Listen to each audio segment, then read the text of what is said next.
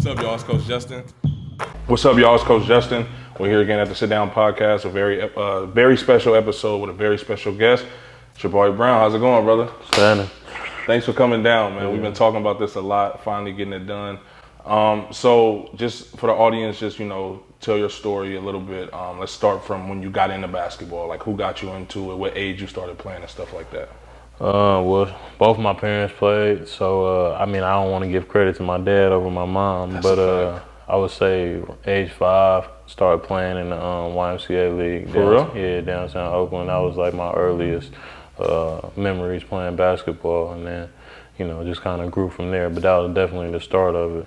So, were you good at this time, or you were just a little kid running around? I feel like I don't really remember that, Yeah. but like I used to always ask my dad, like, when did you know I had a chance to be good? And he told me it was like during them years, early at on. that age. Yeah, he was just, I think it's because you can kind of see who has it, that it factor. Well, yeah, he said like he would always tell me the stories. Like, I remember you made this like 3/4 court bounce pass to somebody, hit him in stride for a layup, and like I just kind of thought to myself like, all right, he might have a chance. So Right. I used to always ask him that just to hear him say the shit. Yeah, that's but yeah.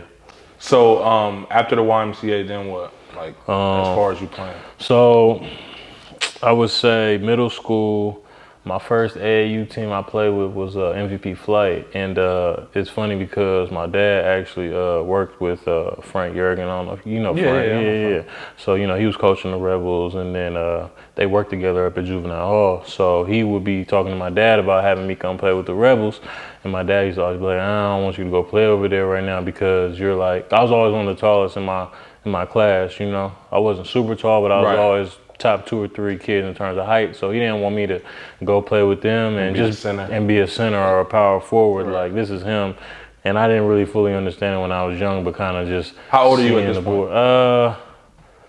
11, 12. So you like 6th grade, 5th grade? Nah, like 4th, 5th. Yeah. Okay, so yeah, 4th, 5th, and then I remember, but I appreciated that because I did get to, handle the ball, and they let me rock and, just kind of gain them guard skills and that ability. Is there anybody on that team that you remember that I would know? Like anybody who ended up being good later on?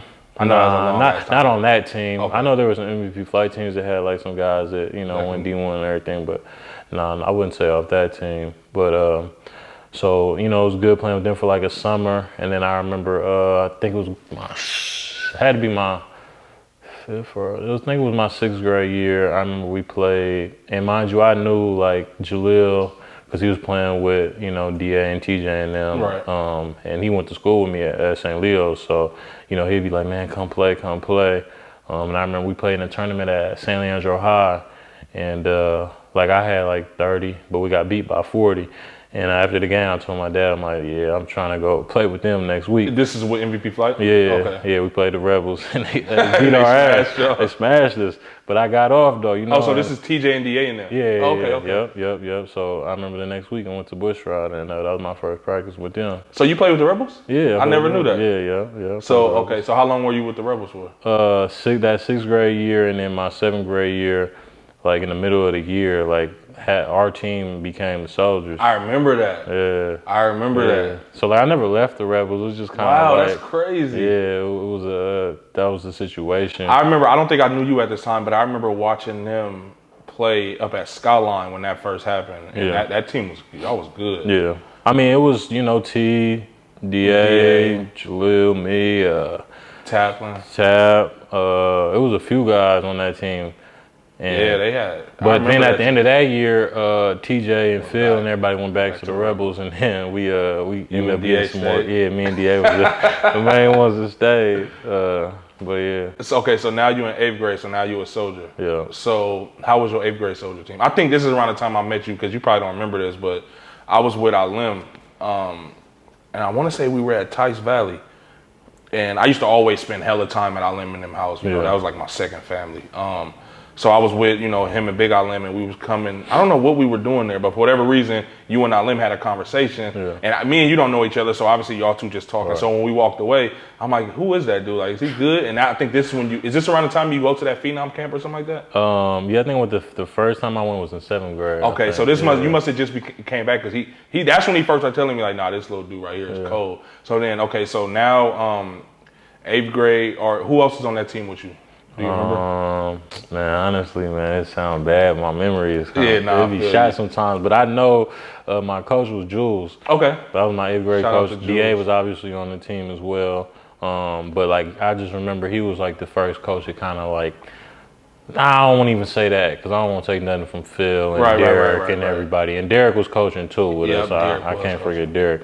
But Jules used to always like challenge me to like just consistently, you know, dominate. You know what I mean? And just, you know, thinking long term, like you're gonna be in high school next year, so you kind of got to develop this mindset now. I remember we used to always practice over there at Fremont. We used to run that hill right over there before practice and stuff. So, yeah, I think we had a good team that year, and I think I just learned a lot more so in like my mentality for the game and just little things. Like I was always a student of the game, and I always wanted to work out and get it in. With my dad, we did a ton of that, but that was kind of like when I started like some of the switches started, you know what I'm saying? And then at the same time, I feel like I'm showing that I'm playing at a high level. I went to like that camp and I'm playing against some of the best players in the country, and I'm in the All-Star game at the end of the camp. So, you know, I come home feeling good, like, yeah, things are going in the right direction. Right. Yeah. So, okay, let's go into high school now. Hold on, pause. So mom and dad both played to what level? Obviously my mom was a little bit older, so when she was playing in college, they didn't have the WNBA yet. Like, you know, people were going to play overseas, so she played at Pepperdine. She had a bunch of records there, scoring and things like that, and she ended up playing in Australia for like a year, and then she ended up coming back and starting to get a job and work. And then my dad played at Morehouse for a couple of years. And then transferred and played at UC Davis, but he wasn't on the team. He was just like playing intramural at that point. But Gotcha. Yeah, so yeah. That's what's up. Okay, so let's go to high school. Where do you go to high school straight off the bat? So it was between Salesian and Sacred Heart in San Francisco. But just based off my relationship with like, you know, the soldiers, they kind of like, you know, set things up for me over at Salesian. You know, it was a comfortable situation. I had built a relationship with Dez. Yeah, shout out so, you know, he was already there. So, you know, it just felt right. So this was, my senior year 2011. Yeah. So I'm a junior at this point. Didn't you guys win a state or go to state? Yeah, we won state my sophomore year. Your sophomore year. Oh, so you did 2 years at Salesian? Yeah. Okay, so how did freshman year go? How was that? Did you play varsity? Yeah. Did you get minutes? Yeah, I started. It was Justin Brown was at the I remember him. Yeah, I remember I was him. at the two. He was Dez. a strong little guard. Yeah, I remember him. He was pretty good. He could shoot. Yeah, too, yeah, he was pretty good. Dez. Then we had a couple of older upperclassmen. So we had a good team. But that year I was dealing with like, you know, Oscar Slaughter. Yeah. So like halfway through my season, like I had it bad, you know, and so like towards the end of the year, like my play kind of tailed off a little bit, but I had a good year. I think I might average like 14 or so. So yeah, it was a good year. Felt like I learned a lot again.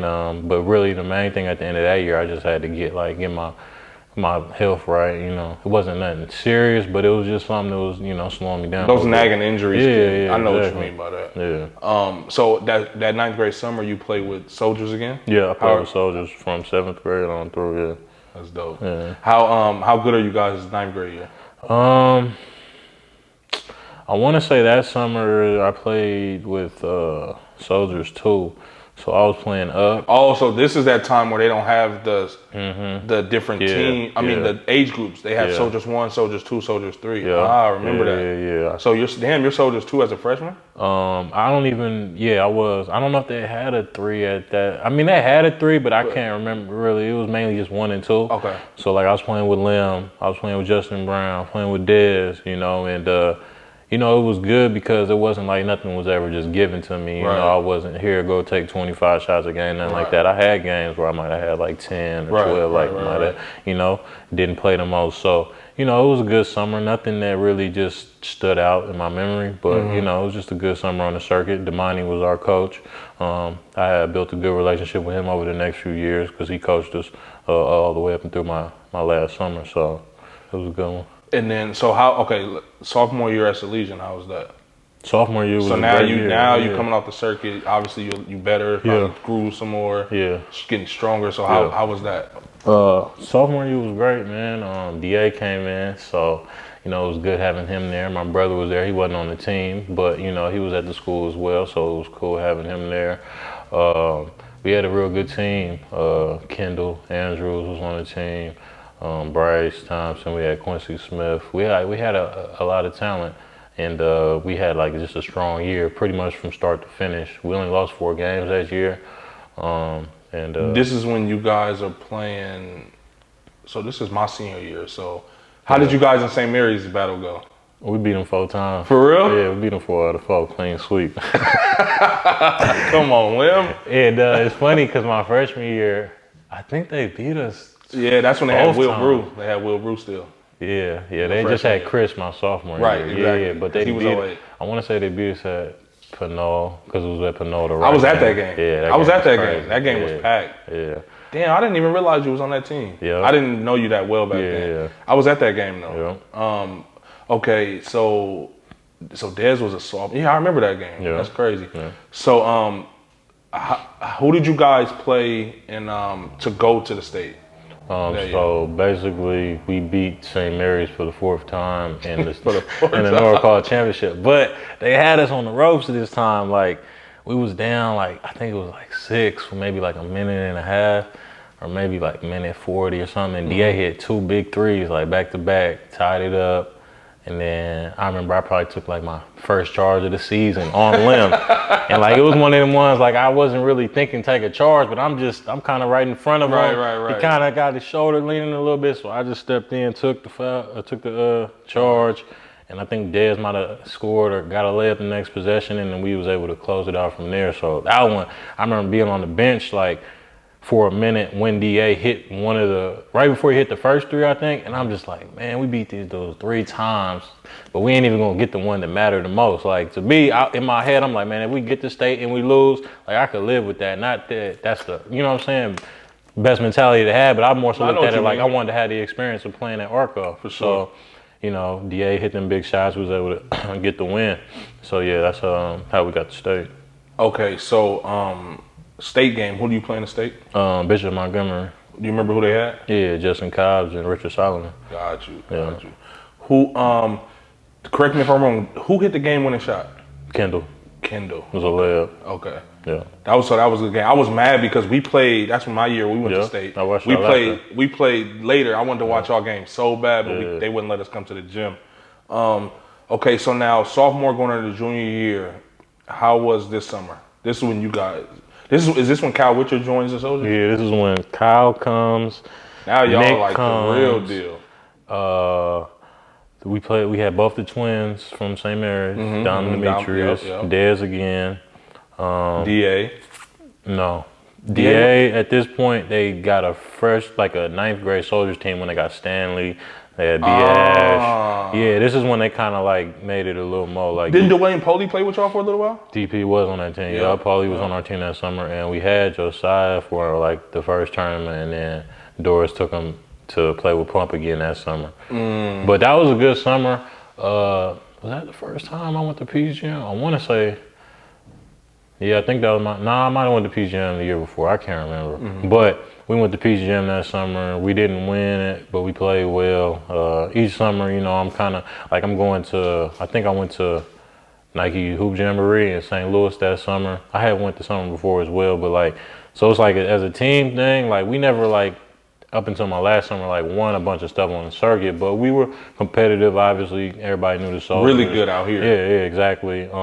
But individually, it was still kind of June was the months where you're doing the camps and you're trying to build your own name, and then July is when you get back with your team and then you play. I feel that Soldier team, the year we're talking about, individually you guys were hella good, but I think that next year y'all kind of became more of a team. Yeah, that's what it was. That's what I was gonna say. I felt losing Josiah hurt us, and we didn't have QE that summer either. So Nick was playing the one, and I feel he was always more of a combo. Right. So it just kind of was a little bit tough, and then we didn't practice either because everybody, he was from AZ, Kyle's up in Oregon.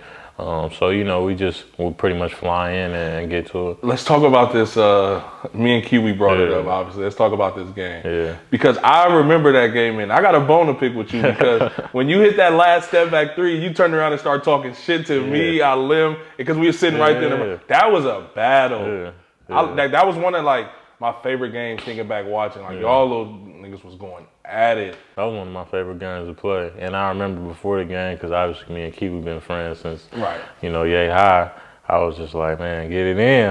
You know what I'm saying? Just because even though it was I wanted to win, it was I got that much love for him. I want to see him. And he had been killing that whole tournament anyway. That was kind of like his coming out party, honestly. That's a fact. That's a fact. For people who didn't really know him. That's a fact. So it was man, I knew it was going to be a battle even though we weren't going to guard each other. And them the games I love and get up for. And obviously, the type of atmospheres that we've been used to playing in coming up in the Bay. So that was just one of them stages. And, when I had got hot that time, I just...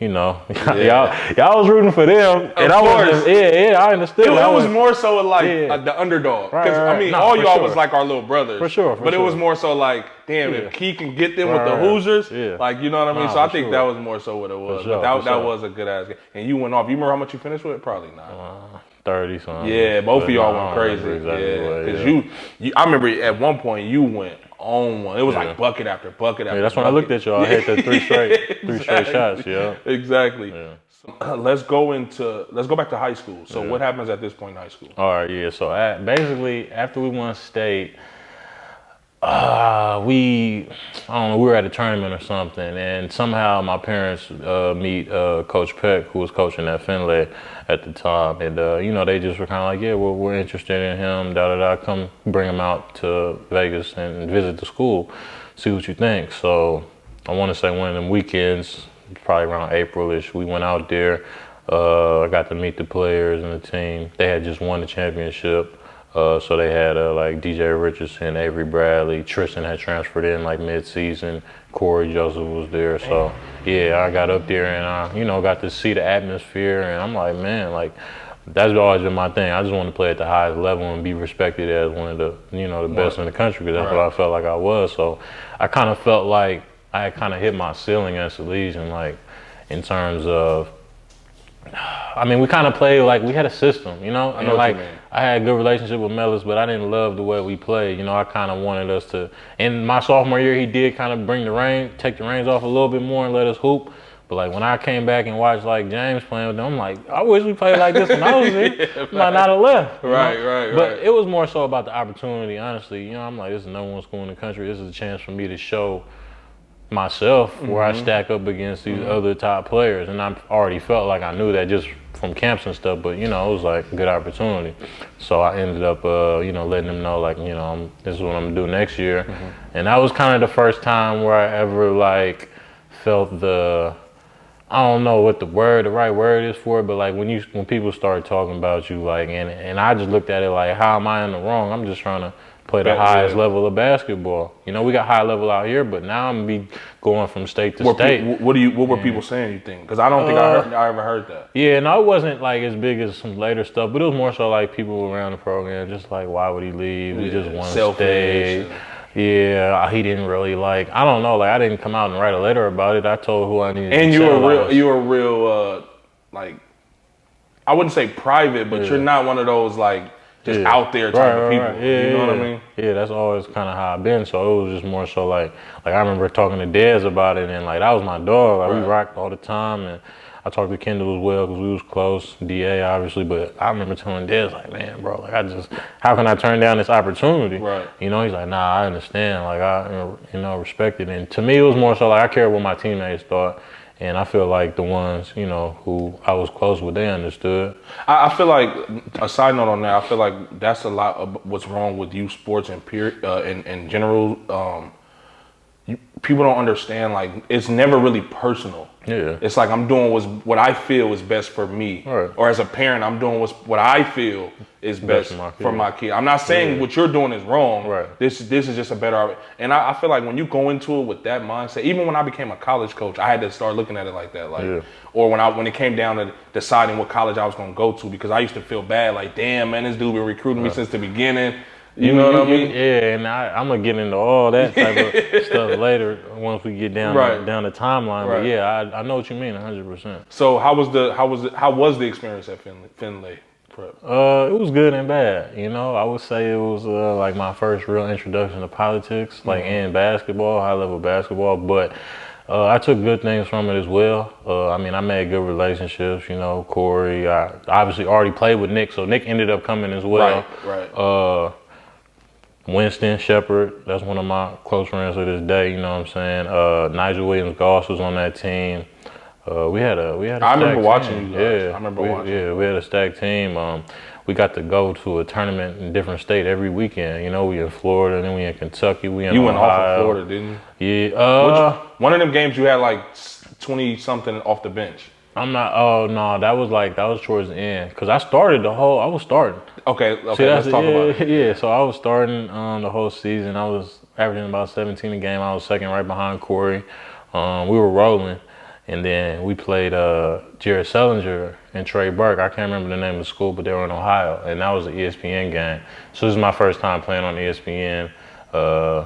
This is 2 days before my birthday. It was just a big game. I remember being in the room the night before. Tristan was my roommate on the road and just talking about it because he had obviously played in games at St. Benedict. And he was like, yeah, it's going to be one of them atmospheres, yada, yada. And we just talked about it, but I was looking forward to it. So we ended up getting in that game. We ended up losing that game. But it was a memorable experience. Did you play well? Yeah, I played well. I didn't have a crazy game or anything. I might have like 14 or something. But it was just, it was a good experience. I wish we would have won. But I kind of feel like that was the beginning of like when things changed. Yeah. What at that time did you feel like something switched, or was it looking back you could be like? No. So basically this is how it kind of plays out. So we played them on, I want to say December 17th. We lose. This is the first time they've lost in like a year and a half, mind you. Finley. Yeah, we was number one at this time. We traveled to Florida. Mind you, the coach don't speak to nobody the next day. Like he's livid, you know what I'm saying? So it was just kind of a weird atmosphere. This is my birthday. I'm sitting in a hotel in Florida. I can't do nothing. I can't go nowhere. So it was like, damn, like this shit is bad. So we went to Florida to play in City of Palms Classic.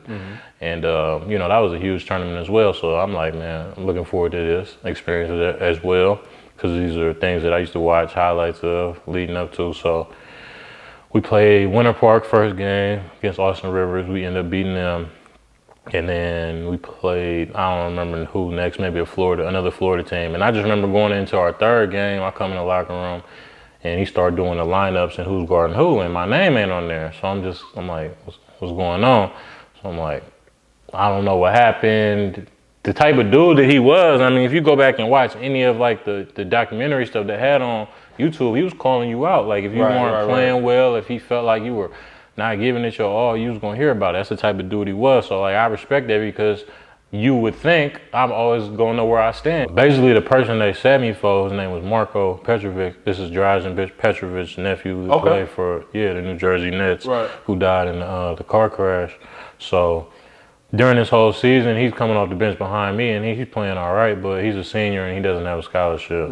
So like down the line, I started to understand what it was, but at the time, I couldn't really see it. So I go talk to him after the game, and I'm just kind of like, why'd you take me out the lineup? I'm confused. And he gives me the last couple games or however long, I don't feel like your effort on defense has been up to par and yada, yada, yada. So I'm just confused because this is the best defense I've played, most effort I've ever played with defense in my life leading up to this point. And like I said, he's the type of dude who's gonna call you out if you bullshitting. So I'm just like, man, that's weird. But I left the meeting kind of like, all right, well, I guess, so we end up going home, right after that tournament, we end up getting like a little Christmas break. So I go from there, I go to San Diego because Mill and them playing, he at Ohio at this point. He goes to Ohio when I leave, Salesian. They're playing in, Torrey Pines. They're playing Torrey Pines. And so one thing I always liked is they didn't get hotel rooms when they used to travel to Ohio. They would get Airbnbs, but this is like, I don't even know if it was on Airbnb, but this is before that became a thing. They would always rent houses. So I was going over there, staying with them And obviously I knew T, I knew Neek, I knew Jalen, I knew Drew, I knew like damn near the whole team. Right. My brother on the team, I knew Watkins and Will already because I used to go up and work out at Ohio like 7th, 8th grade with TJ sometimes.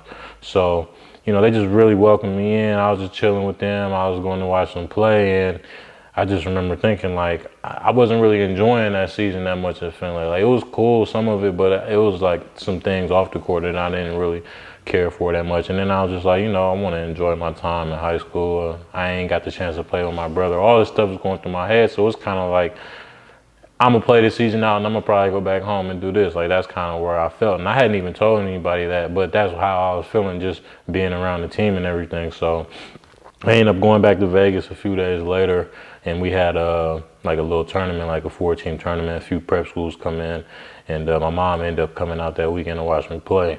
So the first game that weekend was that, I don't know if that's the game you're referring to, but I might have hit like 8 or 9 threes off the bench.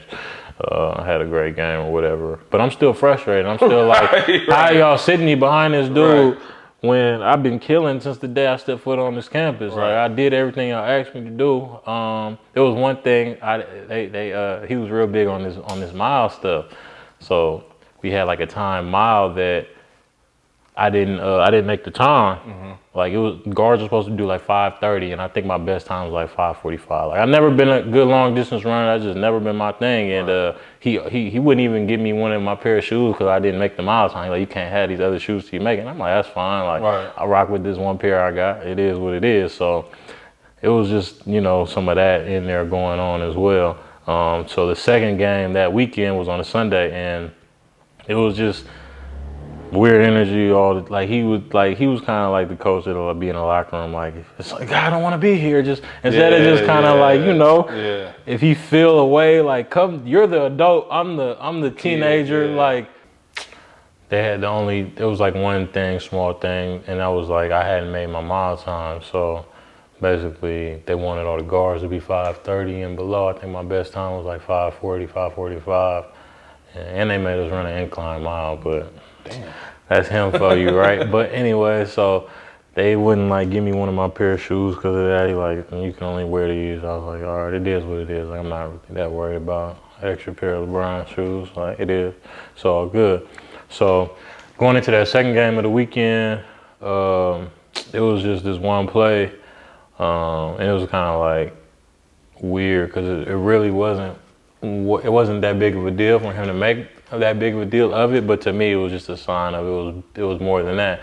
So like to kind of paint the picture for you, I'm running in to get a rebound, and the way the ball bounced off the rim, I see Corey coming this way, like about to pass him. So it's like in my mind, why would I grab the rebound, have to turn all the way around and see who's on the break when I can just let him get the rebound because he already has momentum going this way.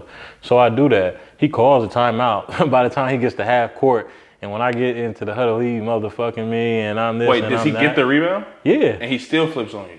Yeah. So they don't get an offensive rebound? No. Oh, wow. We get the ball. We're going this way.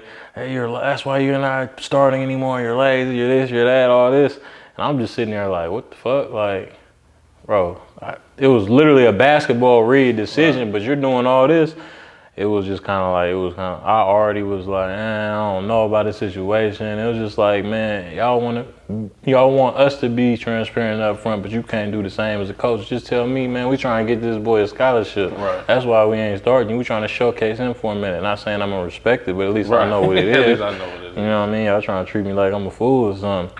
So, you know, that I was just kind of made that decision. I was talking to my mom after the game. I'm like, I'm not feeling this shit. Like, I don't like how they trying to do me. And you know, I never really been one that's been too much worried about what's gonna come from it, what people are gonna say about it, yada yada. Like people were saying they didn't think I was gonna make it. That was one of the things too.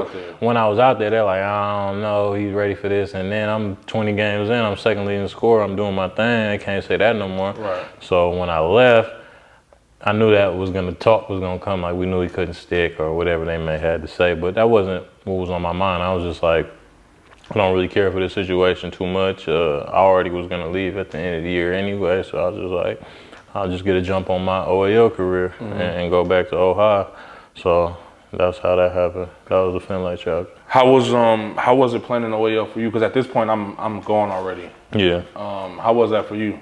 I enjoyed it. I mean, obviously, I wish it was like it was when You know, Q and Allende and all them were in OAL. Right. But I feel like we had a lot of competition. And that's one thing, like, we might not have had a lot of guys who were getting D1 scholarships and things of that nature, but I kind of always felt like it was more so a situation of being less schools on the West Coast, less conferences to pick, you know, to go to. I feel like a lot of guys, if they were on the East Coast, they would have easily went A-10 or, you know, Colonial Conference, all these different mid-major, you know what I'm saying, type of schools. So, but you were getting somebody's best every night. It wasn't nobody about to let you just walk into 25 and, you know, you had to earn it. So it was definitely a great experience. But when I first came back, I think it was my first or my second game, we played Jesuit. And they had Josiah at the time, so that was another one of them. No, he went to Sac High. We played at Jesuit. Okay. It was Jesuit, one-day tournament. I think we played in that too, and I think we played.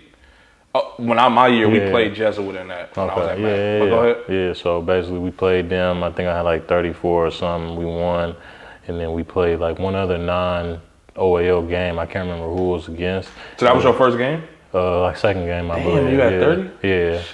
I fit in like seamlessly, but I had already played with T. I'd already played with Neek. Me and my brother, you know what I'm saying? Like it was a seamless transition, honestly, in my book at least. Right. I don't know how they felt about it, but I felt like it was easy. So after that, like second or third game, Watkins bring me in the office. He like, some teams, some coaches in the OAL have been calling the commissioner complaining, saying that you shouldn't be able to play. Wow. So like it was like a short situation where my eligibility was up in the air, and then they just wanted to do their due diligence. First they were like, well, where is he? But I fall in Oakland High as where I would go to school at, so they couldn't say that. And then they were like, oh, well, he's already played 19 games at Finlay. There's only like a 25, 26 game regular season, I guess, in the Bay. Yeah. He can only play 7 more games. And this is when we had maybe like 14 games left. Wow. Yeah, it was weird. So like we had to meet between me and like Watkins. Like we kind of went through and picked the games I wasn't gonna play. So like I didn't get to play at Mac. Not because and I wanted to play there, but it was like just for seating wise and everything, it wouldn't have made sense to play that game. I never knew that. Yeah, I was real frustrated about that. So like the first game after that it happened, we played at Oakland Tech, I want to say.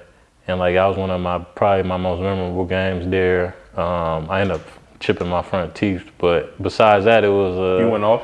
Yeah, it was one of them games where Who did they have? They had James Harris who played baseball also. Oh, okay.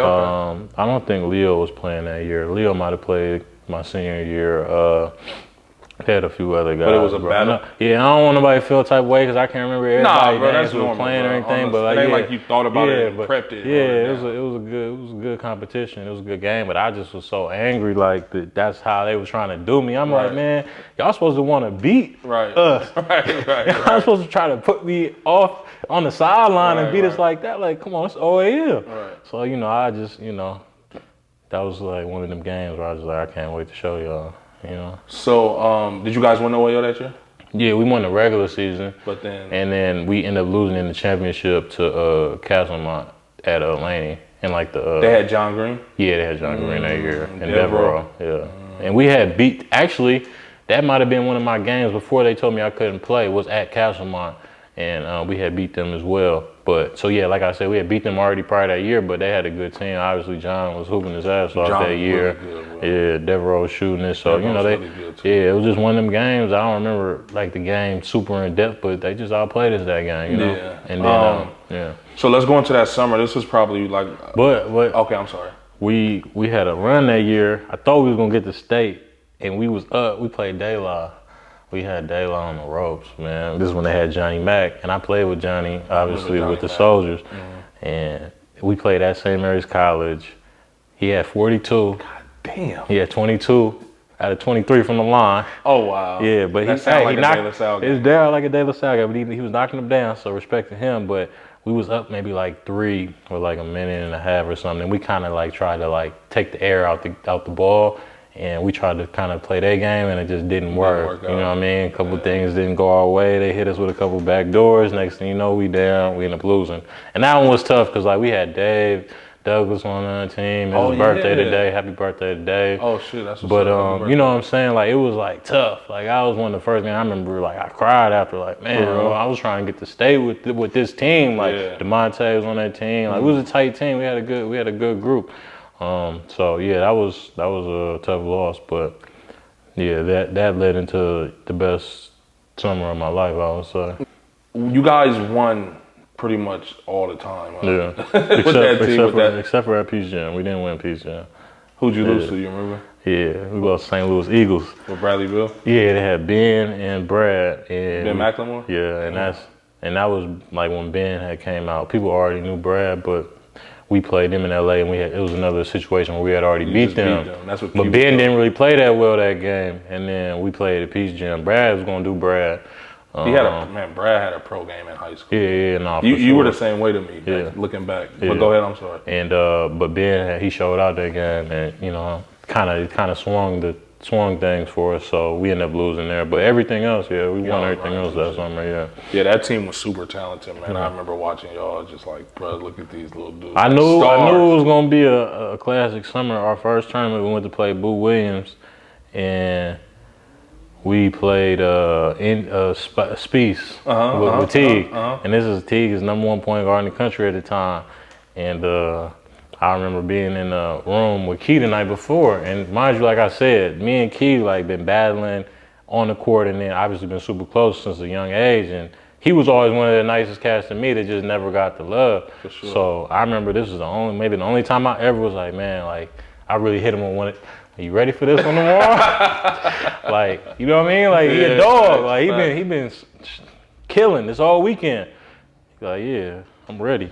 And I remember the first play of the game, he tried to hit him with a right to left. Boo boo. Picked him at half. Key picked Teague at half. Go get the layup. Maybe like 2 plays later, he picked him again. Oh, and I'm like, okay, yeah. He's here. He's here. He's here. And we blew him out the water. And, it killed me because I'm waiting to see a write-up about how Key changed the whole tide. He didn't have 50, but he really set the tone. And, like, we just went off of him. Nothing about that. You know what I'm saying? It's just kind of like, I was like, all right, I'm starting to pick up on how this thing works. The other side of it. Mm-hmm. Yeah. So, obviously that team was memorable. Like, super, one of those classic Oakland Soldier teams. So let's go into senior year back at Oakland High, right? Yeah. And then how was that? It was good. It was a good year. We didn't get to state. We ended up losing to Juan and Rod and them in Castro Valley. How was that two game? Games before state. That was another memorable game. I'm still feel the type of way that it was at the gym it was at. Where was it at? It was at a school in Fremont. It's like orange in the inside. I can't remember what it's called, but because y'all played, it's like 2 games before state, you're playing at East Bay. Right. You know what I'm saying? Yeah. And the game we played them in December, people couldn't get in, they were outside waiting. So this is another situation, and I'm like, they already had played a Christmas tournament there. So to me, it was kind of like they used to this gym. It's kind of like they got a little bit of an advantage here. And at the game, of course, it was another 200-300 people who couldn't get in. So it was like, it doesn't make sense. Why is this game not at a gym where everybody could get in? Right. But yeah, you know what I'm saying, it was a good game. I remember I felt like I didn't play that well through the first half to 3 quarters. I picked it up in the fourth, but me and Juan kind of, I felt like canceled each other out. I kind of expected that to happen. But Rod was killing. He was killing. Rod was a monster, bro. He was getting it in. His name comes up so much on this. Yeah. He's a hooper. For sure. So, at what point do you commit to Oregon? I committed going into my senior year. Okay. Yeah, I committed going into my senior year. How old were you when you got your first letter, and do you remember who it was from? My first letter was from Arizona. How old were you? 14 or 15. And that's where I wanted to go. That was my dream school at that time. So how early on did it click? Like I remember we talked about Pop, when it clicked for Pops, but when did it click for you when you like knew, okay, I have a chance to really do this at a high level? That's a good question. I mean, I don't know. I don't want to sound cliche, but I've always been good. Like, I've always been one of the best on the court. That's what made me want to ask you that. So I kind of always just felt like, man, if I stay the course, if I do what I got to do, I never felt like I couldn't make it. Right. You know what I'm saying? I had, parents in my corner who was, encouraging me and everything like that. I didn't feel like I was just a lock and I knew I was going to make it, but I felt like I definitely had a chance. As long as I take care of business. Yeah, and it was like I kind of was making all the natural progressions. I'm going to these camps against other people and testing my skills against the best the country's got to offer, and I'm holding my own. I'm getting recognized, so I kind of always felt like I had a chance. At what point? What was your highest, like, as far as ranking? Yeah. What was the highest you ever were ranked, and what grade were you in? If you remember. Yeah, I want to say my junior year was definitely the highest I was ever ranked, but it might have been like 11. 11 overall, or 11 overall in the country. That's what's up. Yeah, and it used to always bother me. Because, like, Austin was ahead of me, Brad was ahead of me. Austin Rivers? Yeah, Austin and Brad were ahead of me, and Kentavious Caldwell was ahead of me. But, like, I never saw Kentavious at, like, he wasn't really at the tournaments we were at. I guess just because the team he played on. So, like, with Austin and Brad, like, I ended up getting a chance to play against them. I played against Austin, I think I played against him relatively early. But, like, it was always just like, man, like, how am I going to get ahead of a dude that I don't ever even see? Yeah. You know what I'm saying? So that used to bother me a little bit. But, I mean, that was just the competitive nature in me. But, yeah, I would say, like, 11, I think, was the highest. And probably finished the year, like, maybe 19 or 20, around there. What made you pick Oregon? Honestly. And why so early? I always ask people, I even used to ask Will, like, what made you sign in the early sign? I get why, but what was your reason? Well, the reason I signed commit early, it was just kind of like what you did. It was like I felt like you got that decision out the way and then you just played your senior year, just hooped. And I don't even know that I would have changed that. I mean, I actually did, like, hurt myself during my senior year. It wasn't nothing super bad, but, it's like. You never know what could happen. You never know what could happen. But the Oregon, honestly, that was like the first decision in my life where I kind of went against my gut. Tell me more. So, you do home visits. Right. And we did a home visit with Oregon. And, when Auburn came in my house and talked to me, like, it just didn't really connect with me as much as with some of these other coaches that end up coming. So, like, I was supposed to visit, but I wasn't going to visit because I had went to Arizona State. I took a visit during the middle of the week. I don't know why I did that, but, like, I had a good time still. Like, I enjoyed it. Yeah. And I really just liked how Herb Sendek was talking. I loved James Harden's game while he was at ASU. So it was like, he was kind of like, well, he's going to be gone. We kind of see you fitting a similar type of role. So, like, for me, it was like, okay, like, I was trying to get Juan to come too. He talked about that. Yeah, he talked about that. Yeah, I never knew that. That would have been nice. I really think if it wasn't for that situation that was going on, like, it would have worked out. Because I had a relationship with Jahi as well. But it was like I wasn't just gonna go off the relationship with him. Like, but me and Juan was closer, So it would have definitely locked it in. But I was still gonna commit, and I remember I was gonna commit like after I had worked out one morning. And Mark Olivier, my Soldiers coach, ended up coming to Ohio, and this is something he didn't really do that much. So I'm like, all right, it's got to be something, right? And he tell me and my daddy, like, man, hold off. Like, you still want to go there, you can go, but just come up and visit Oregon because Phil Knight asked about you. So, like, at the time, I didn't know who Phil Knight was, and I don't even know if this is gas or not. But I don't know who Phil Knight is. The person who started Nike. Okay. Yeah, but he's real big into the sports program. Right. So it wasn't like super far-fetched, but when somebody says that and I'm like, who's Phil Knight? And then I get the answer, I'm like, I mean, I guess it ain't gonna hurt to, go see it, see what it's talking about. And you get up there, state-of-the-art everything. They were actually building the new gym. He got finished, like I got to hoop in there, but like it wasn't done yet. But they showed you all the football stuff, and this is when the season before I went there, that was when they lost to Cam Newton and them in the national championship. So they're at a high, they're like rock stars up there. So like I get up there, everything is nice, they talking good. I'm looking at the roster like, yeah, I think I can come in here and do my thing, and be gone relatively soon. That's kind of how I looked at it, So because my mind was just always on the league, and. So when I got back, I was just like, I kind of overlooked the relationship with him, like not really connecting with him. Is it because you didn't expect to be there long anyway? No, I just didn't really feel like I understood the real total importance of that. Like I had a good relationship with the assistant, Stubbs. So it was just kind of like, well, man, Stubbs my guy. He gonna look out for me. Like not really understanding. Like he's not calling the plays That's for not you. how it He's works. not putting you in and out the game. This guy is. So that's kind of like why I would say I made a mistake because I went against my gut. I don't regret it, but you know what I'm saying? I learned something from that, you know? So yeah, that's how I ended up committing to Oregon. So freshman year at Oregon, how was it adjusting to? I mean, obviously you already mentioned from 7th, 8th grade, you already put the work in. Yeah. You're one of those kids, one of the rare kids who I'm working out already. I'm taking this thing serious. You know what I mean? So how was it pretty easy for you adjusting? And throughout your high school career, you're already playing at the highest of high level on the AAU circuit. Obviously with the Finlay Prep. You come playing OEO, that's that tough grit. It's like you're getting everything you kind of need to become a pro. So was it hard for you to adjust to the gameplay at all, the speed of it, the strength? Like now you're playing with grown men. Yeah, well, I only played 2 games that year before I ended up transferring. But I would say when I came in that summer, you know, doing everything that you do with the team, and then we actually took a trip to Europe and played. So like I kind of, it didn't feel like a huge hurdle for me. Because like we went and played in Europe and I led the team in scoring. As a freshman?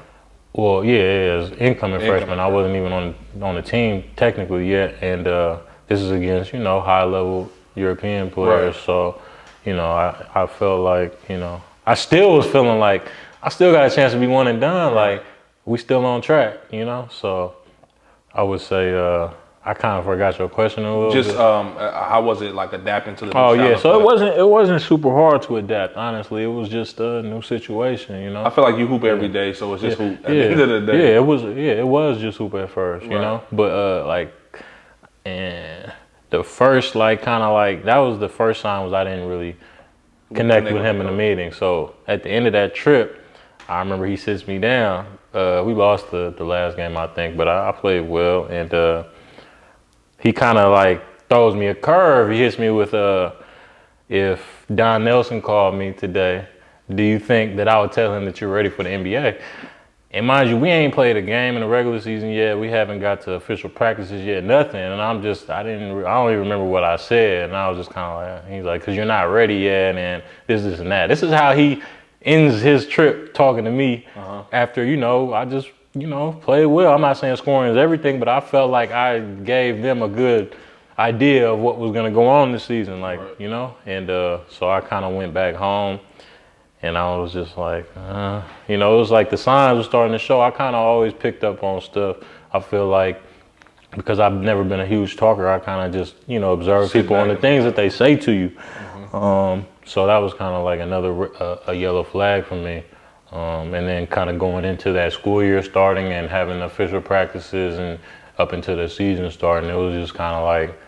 Are you guys bumping heads? And or is it just... wasn't even a situation like that. It was more so, it'd be things like, I remember being in practice and one of my favorite moves was always like the pullback between the legs, like AI, you know, did on Ty Lue. So I remember doing that in practice and hitting a shot and he's like, that's a bad shot, or, you know, we had a situation in open run where in the summer I had I stepped over like this and I had hit one of my teammates in the face and like fucked his nose up. He was bleeding real bad. And so, you know, I'm not trying to hurt nobody on my team. We all on the same team. So we get into a practice later on and it's kind of like the same situation where somebody is backpedaling and I'm running at them. So I like go behind my back just because I'm not trying to hurt nobody. Like I don't want a situation like that. I end up going behind the back. I get fouled, Mr. Layup. He like, I would give you a foul, but you're trying to be fancy, so I'm not. And, you know, it was just little stuff like that. He would still make these comments about me not being ready. And, you know, as I look back on it, I kind of feel like it was a situation where he felt like, yeah, he probably does want to be a one and done. I have other plans. I want him to stick around for a little while. And maybe he was trying to break me down to build me back up wherever he might have looked at it in his mind. That's a good point because Oregon's probably not used to one and dones. No. So, see, at this time, he had just came from Creighton. And that first year, they struggled. They went to, like, the CBI tournament, I think. But, like, you know, he was, like, supposed to be a big splash for them to get because he had success in his other stops. So, you know, he had some pressure on him to get them 20 wins a season and all that. So, you know. So, at what point did you make the decision, like, I'm out of here? So like I said, those little type of things went on. We never had a big dust up. I never cussed him out. He never cussed me out. It wasn't nothing like that. It was just kind of like a situation where, mind you, all the while this is going on, I'm in my head. I got to sit in my dorm like, I didn't even want to come here. Yeah. Like I let somebody else kind of like get me up here, you know? So that was tugging at me too. And it was, so we played preseason. Our first game we played at Vanderbilt. And we lost. That was a big game for us. And I just remember, I don't know. You know, when you're younger, you kind of look at it differently than you do now. So like, I'm not gonna sit here and say he was all bad. Right. You know, some of the stuff he might have said in terms of film and working out and things of that nature could have been right. You know what I'm saying? But it was just kind of like he didn't know how to communicate with me. He didn't understand me, and he didn't ever take the time to like kind of learn how to understand me as a person. You know what I'm saying? And what made me go as a player and everything like that. So it was like, it's different if you coming to me with this type of tough love, but I know that you really care about me. Like Coach Phil is a perfect example of that. Phil used to like Juan said, he'd get on your ass, but like you know it's love. So it's different. You're able to, you know what I'm saying, deal with that. But when a dude telling you why you got all those tattoos, why you got dreads in your head, and he's saying this type of stuff to me, it's just kind of like, what do you think of me? How are you looking at me as a person? You know, so it's just kind of like, and that goes into even like that part of it, and then even you as a hooper, it's like, this is I forgot who I spoke to on the show about this, but when you recruit a kid to come play for you, you gotta you're recruiting Jabari Brown for a reason. Yeah. Let Jabari Brown be Jabari Brown. But that's not how they look at it though. Yeah, exactly, and that's part of the problem. That's the disconnect, because why am I gonna bring you up here knowing that you're a bucket getter and tell you a pullback three is not a good shot? Like, I mean, you know what I mean? But now the other flip side of it is, like you said, like, what are you looking at me as a person? Fuck the basketball aspect of it. You know what I'm saying? It was certain other things, you know what I'm saying, it was said, it just kind of was like I wasn't even sure how much I was gonna share on him, because it was like I don't feel a type of way about this no more. I'm not worried about it. Like, I've been made my peace with everything, but it is a chapter. It's just kind of like it's a chapter in my life, and I've never talked about this on camera. It's kind of always been, I got a label after every stop, but I never was able to kind of say your side, and honestly, if a player get on a camera and kind of talk how he feel, how is it going to be taken a lot of times? Oh, he's a complainer, that. So it was just kind of like, I didn't even see a point in ever trying to like tell my story like that. It was just kind of like, I'm gonna get through it. So to bring it back to the season, like our second game, we played like Eastern Washington or something, I don't remember. But we had like this ISO play where like basically you would make like an Iverson cut, and then like he wanted you to catch and rip and go to the right, get to the rack. So we used to call this play pretty often. So obviously they already got it on their scouting report. So I remember vividly in that game, him calling that play. I catch the ball, a rip, dude jumps on my right, cut back, bring it back to my left, get fouled. I think it might have been immediate timeout. He in a timeout, like, that's not the fucking play. I didn't tell you to go left, I told you to go right. And I'm just like, man, at this point, like, you want me to be a robot? Like, what? So it's just all of this stuff. It's not one thing he said to me. It was never like any situation that went left. It was more so just a thing where, like I said, I didn't feel like I made that decision for myself. And on top of that, I didn't vibe with him as a human being. And then it's almost like, I don't see this getting any better. This can only get worse. My point exactly. You know what I mean? So like, you know how some people might look at it like, oh, well, most barrier guys transfer back or they leave and stuff like that. I never thought about none of that. I'm just like, man, I don't mess with this dude. Like, I'm not sitting through, like, I'm not going to be able to be one and done at this rate. That's what I'm looking at it like. And I'm like, how am I going to know that next season is going to be any different than this season? So for me, I kind of always been the type, before I just sit through it getting worse, I'm going to find a situation to try to make it get better. Again, it goes back to our point earlier. Like, I'm doing what I feel is best for me. Whether it works out or not, I have to live with that. I'm a Jordan All-American, and I'm about to leave after 2 games. Like, that doesn't, I don't know if I ever seen that happen. You know what I'm saying? So it was just kind of like, my mom didn't want me to leave. She was on the phone trying to talk me in the stand.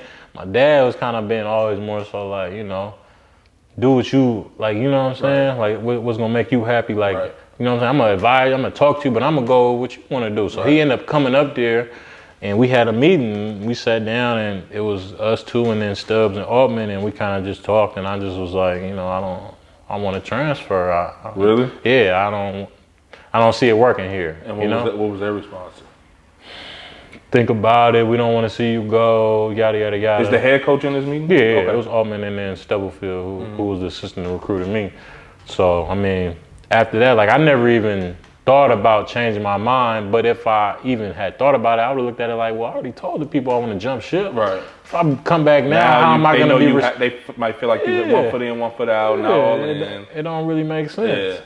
You know what's crazy about that is I'm glad you mentioned that part of it because I was always under the impression, because this is what I heard, that you left without telling anybody. Yeah, no. Not your family, nobody. You just showed up back at home. No, yeah, that's crazy. No. I don't know if you remember because but that goes again to what we talked about earlier. But I don't know if you remember around this time, me, you, Da, and I think Kiwi and Chris was at the East Lake working out. Yeah. I think with KP, we was like playing ones or whatever. Yeah. And I was asking him, like, man, how you like in Oregon? He was like, I'm back. I'm like, what? Yeah. And then that's when it started coming out like, oh yeah, he just left school, didn't tell nobody. Did you ever hear about that rumor too?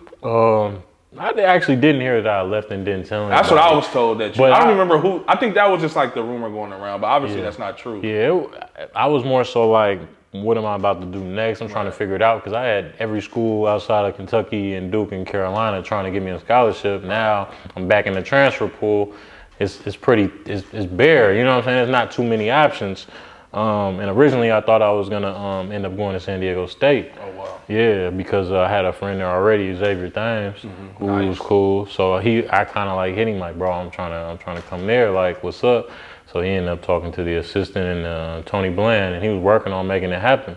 And I remember I got on the phone with Fish, and he was like, well, you know, out of respect to your coach, I'm gonna, you know, have a conversation with him, and you know, I'll get back to you.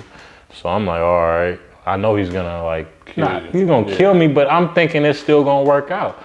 He called me back a couple of days later, like, it's not that it wasn't gonna work. He gave me a scenario that he knew I wasn't gonna go for. He wanted me to come and transfer to a school in a JUCO in the area, and then transfer in to SDSU that summer. Okay. At what point does Mizzou come into the picture? Well, so around the time it was around like December, beginning of December is when I had that meeting, and then I told him I was gonna transfer. So I went home with my dad. I think it was a little break. Maybe it was Thanksgiving. And I came back and I had to finish that semester to make sure I was in good academic standing so I could transfer. And around that time, Tim Fuller had reached out to Mark, I believe, who got him in touch with my dad. And at this time, it's early in the season. It's less than 10 games, obviously, but they was off to a good start. They was ranked high. And then Frank Haith was there, and Haith had like recruited me at Miami, and like we used to always kind of watch some of their games. My dad loved Jack McClinton, so we would watch him. And so when he got there, it was kind of like a little bit of familiarity. This is a black coach, you know what I mean? They're winning. I don't know nothing about Missouri, but I know they're in the Big 12, so that's a good conference. So I ended up taking a visit out there, and ended up deciding to go there. That was like mid-December, I want to say. So how many years did you play there? Two seasons? I only got 1.5 because you know I left Oregon in December. Also, you were able to play. You didn't have to sit out the rest of the year. No, I did. I sat out the rest of that season, but I was able to play in December of the next season. Whereas if I had did what Coach Fish was talking about, I wouldn't have been able to play until the whole season after that. Got you. So basically, I left in December of like 2011, and I got to play in December of 2012 with Mizzou. Got you. Yeah. Okay. Yeah. So how was that year? Did you play well, right? Yeah. That was like, but I gotta go back before I started playing. Like when I transferred in, like that was like, that's why I don't regret it, because I feel like Missouri helped me grow as a person. Okay. Like that was the first time I was really uncomfortable, like super uncomfortable just day to day. Like at Mizzou? Yeah, in terms of like mentally just getting through that transition. Like you gotta, It's tough, man. I got people like the dude who was stealing credit cards at Notre Dame. I ain't gonna say his name, but you know, dude on TV bashing me, talking about I think this is still the Oakland Soldiers and I can do whatever I want. And you know, I'm hearing everything from because I expected it though. I left after 2 games. I knew that they like something had to have went terribly wrong. He done went to 3 high schools already. It fits what we think the narrative on him is. So, you know, when I got to Mizzou, I was just in a bad headspace. And get out there, it's cold. Is it like a me against the world type thing? Yeah, for sure. I just always kind of felt like I just was kind of hated as a player. I don't know. I just kind of always felt like that, for right or for wrong. And so it was just definitely feeling like that at that point. But it got to the point where I'm trying to get comfortable living in middle America. It's snowing. I don't know nobody. I remember I was supposed to have an 8 a.m. class and I slept. I woke up. It was snowing outside. The campus is about a mile that way. I said, I've done that before. Going back to sleep. I've done that before. They called my phone like, you gotta run at 6 a.m. tomorrow. I said, look, man, I'll go home. Like, I'm not messing with this. Like, it wasn't even about that. It was just kind of like, I just was that messed up in the head. And I remember Fuller had like, took me on this long drive and was just talking to me, trying to get my head right. I'm telling him like, man, I don't think I'm gonna stay. Like, I think I'm gonna go home, be somewhere closer to home. And like, he was trying to talk me off the ledge. He had me talk to Have. And I still was like, I don't know. None of them could talk me off the ledge. And I remember my brother, I talked to Mill that night, and he was just like, man, bro, like I definitely kill to be in a position that you win. Like, don't leave. Just get through it. You're gonna be good. And like, I felt guilty, like, because I always felt like I had more opportunity than him in basketball wise. He was a late bloomer, so he didn't get the same kind of opportunity. So I was just like, damn, like, I'm gonna get through it. You know what I'm saying? So honestly, side note, that goes to the type of person Mill is and always have been. Because me and him have had deep talks like that about. That's why our relationship is how it is now. Yeah. But that's just shout out to Mill. That takes a special dude to, especially at that age. Because shit, he's still in high school. Yeah, he was still in high school. Yeah, he literally taught me off the ledge. None of them said. I still was like, man, I can go back to San Ho. I can be like Adrian Oliver, lead the country in scoring, and I'll get a chance somewhere. That's just how I was looking at it. But I'm glad I didn't go that route, and I got to thank him for that. So so I would say after the first month, the things started getting a little better. One thing Hafe used to always stress to me was like, man, just take it a day at a time. Like, just focus on getting better every day. Don't look at where you want to get to. Kind of get lost in the process. And when I started doing that, it got better for me. And then I got to give a lot of love to Kim English, who was a senior on that team, and then Phil Presley, because Kimmy, for like, you know, he was older, so he used to give me some rides here and there and kind of just, you know, talk to me about some shit. And then Phil was like younger, he was only a year older than me, so that was like the first person I really started hanging out with on the team, because everybody was seniors. You know, guys got girlfriends, and he already, you know what I'm saying? I'm living in the dorms. You know, I'm the only person on the team living in the dorms, so Phil used to pull up, kick it with me, we used to go to the frat parties, all that. So that's when I started to like get more comfortable, like, all right, like, I don't love being in Missouri, but like, it's good. Like, I'm gonna get through it just like everything else. So yeah, I had to go through all that though before I even put on a jersey, you know? So I don't want to leave that part of it unsaid. Let me ask you this, because this is me and Lisa. We actually like came up with this idea for me to put this book together, and it has a lot. Hearing your story now, I want to ask you this question: do you think you being so good and so highly remarked at a young age had anything like it kind of came back to be like a curse in a way? Because if you think about it, like, you're putting this pressure on yourself, because when you say you're going to Oregon, you're thinking one and done. Yeah. You know what I mean? But it's because I'm Jabari Brown, and then it's like, damn, I can't lead it. And then you say you got people talking about you, dealing with the politics. Like, do you think that played any part in it at all? Like, I think that's what happens when you're, you know, on top of something that you're doing. Obviously, there are gonna be people who root for you, but there's gonna be a lot of people who like, they skeptical. He ain't as good as they say he is, or, you know, whatever. So I kind of, you know, I guess you could kind of say that kind of plays into it a little bit.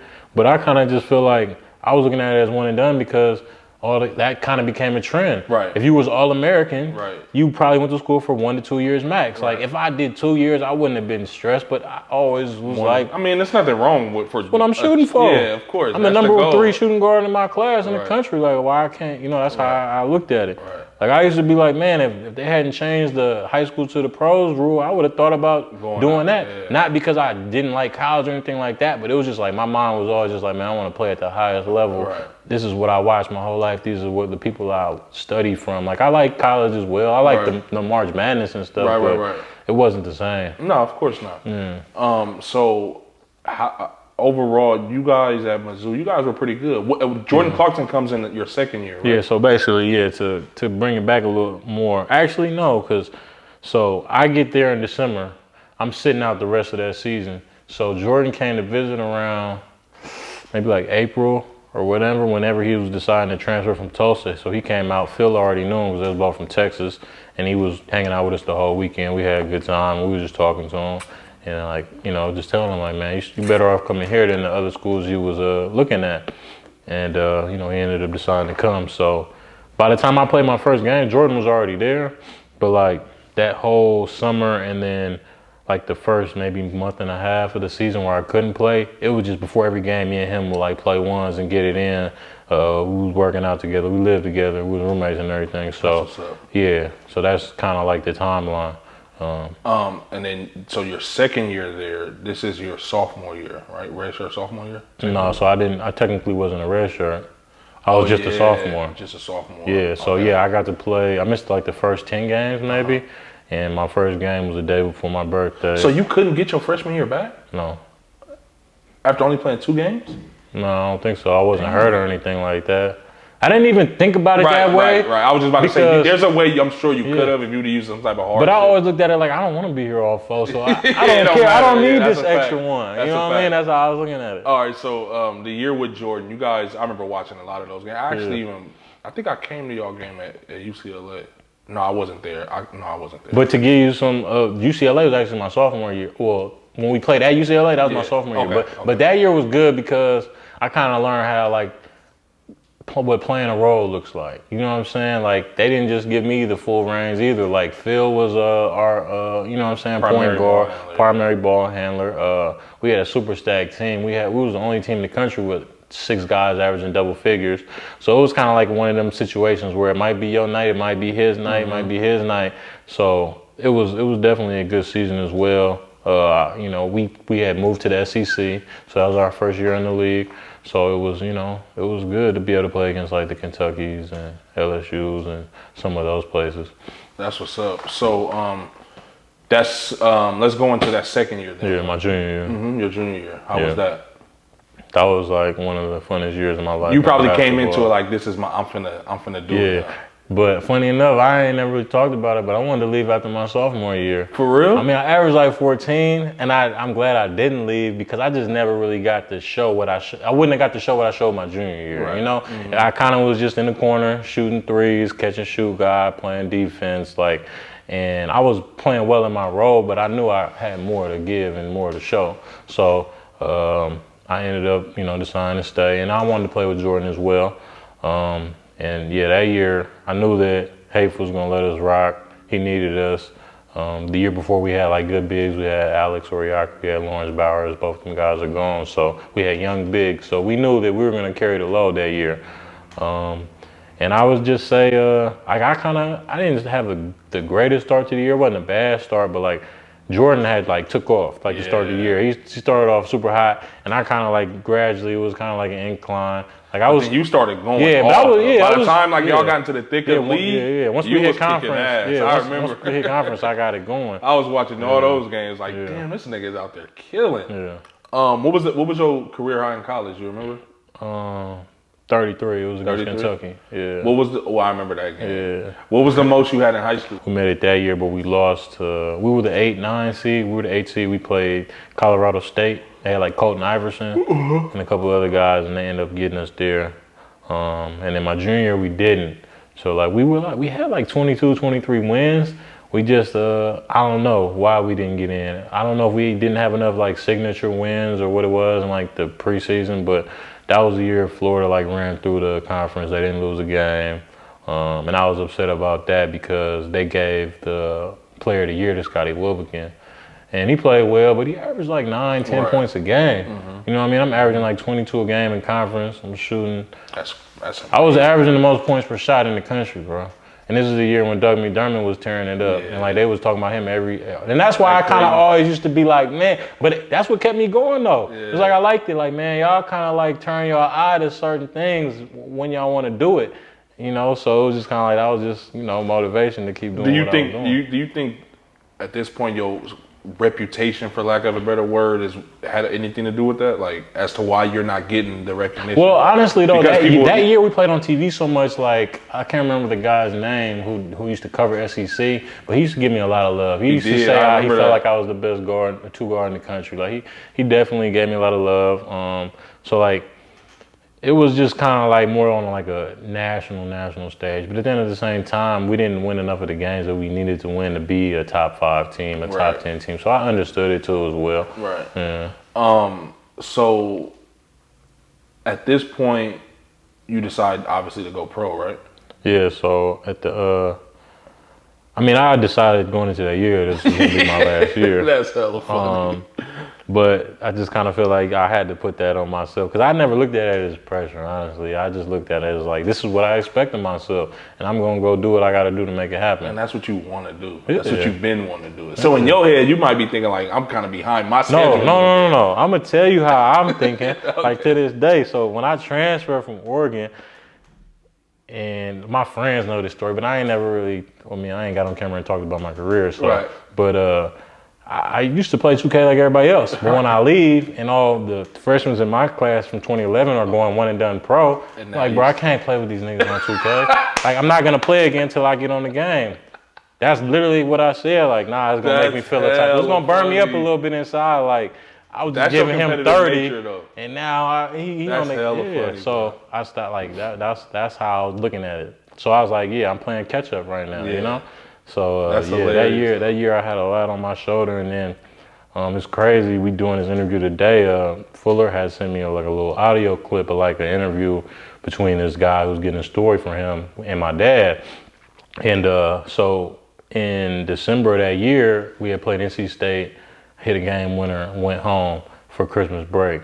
No, like right after Christmas, because we played a game maybe the day before Christmas. Mm-hmm. So my dad was in the hospital, but he had been in the hospital a few times the years prior. So it wasn't like I'm thinking, you know, it's some routine. He gonna be all right. He gonna get out. And then they just dropped the bomb on us, like, yeah, like I got cancer. And I just remember being like, damn, like what the fuck? Like, I walked into, I wasn't expecting that. I didn't know what to think. So, you know, for a lot of people, I feel like it might have like messed up the rest of their season, but it was just kind of like, now I'm really on the clock. Like, what I look like going to do a senior year, and they giving my dad 6 months to live. Like, I wouldn't even be in this position if it wasn't for him. He got to see me play in the league, you know? So that's kind of like what was going on in December, and then I really like just took it to another level for the rest of the season with that in mind. Like, I got to get to the league, and I feel like that Kentucky game was kind of just like one of the signature games for me. Like, if anybody was questioning whether I was on NBA that level or not, right? Yeah, because I'm doing it against the cats that y'all got on the mock draft top 10. So, you know, I felt like that. After that game, I'm like, in my mind, I'm like, all right, I knew it was going to be like, I'm going to have to earn my draft spot wherever it ends up being, but I felt like I did what I had to do for sure as a body of work. But in the games that mattered the most, I felt like I showed up. So, yeah, after the season ended, I ended up talking to Hafe not too long after and telling him, like, yeah, I'm ready to end the draft. Yeah, appreciate everything you did for me, sir. But I got to go now. Yeah, that's a fact. You know? So, what, did you get any workouts or anything? Yeah. How did that work? Yep. So, I did 18 pre-draft workouts for 17 teams. I worked out for Charlotte twice. But that was like rigorous time. Like, you're on a plane every week, you flying, changing time zones. You don't know what time zone you win. But mind you got the biggest audition of your life. Yeah. You know what I mean? Yeah. So like, I think my first maybe 2 or 3, actually my first one went well in Philly, but my next 2 or 3, I didn't shoot it all that great. And so, you know, you taking them hard. Like, yeah, now you kind of in your head a little bit. Yeah, a little bit, yeah. But like overall though, my workouts went well. You know, I played well. Charlotte was one that was went real good because they brought me back with a couple of other guys. But I remember I went to Boston for a workout, and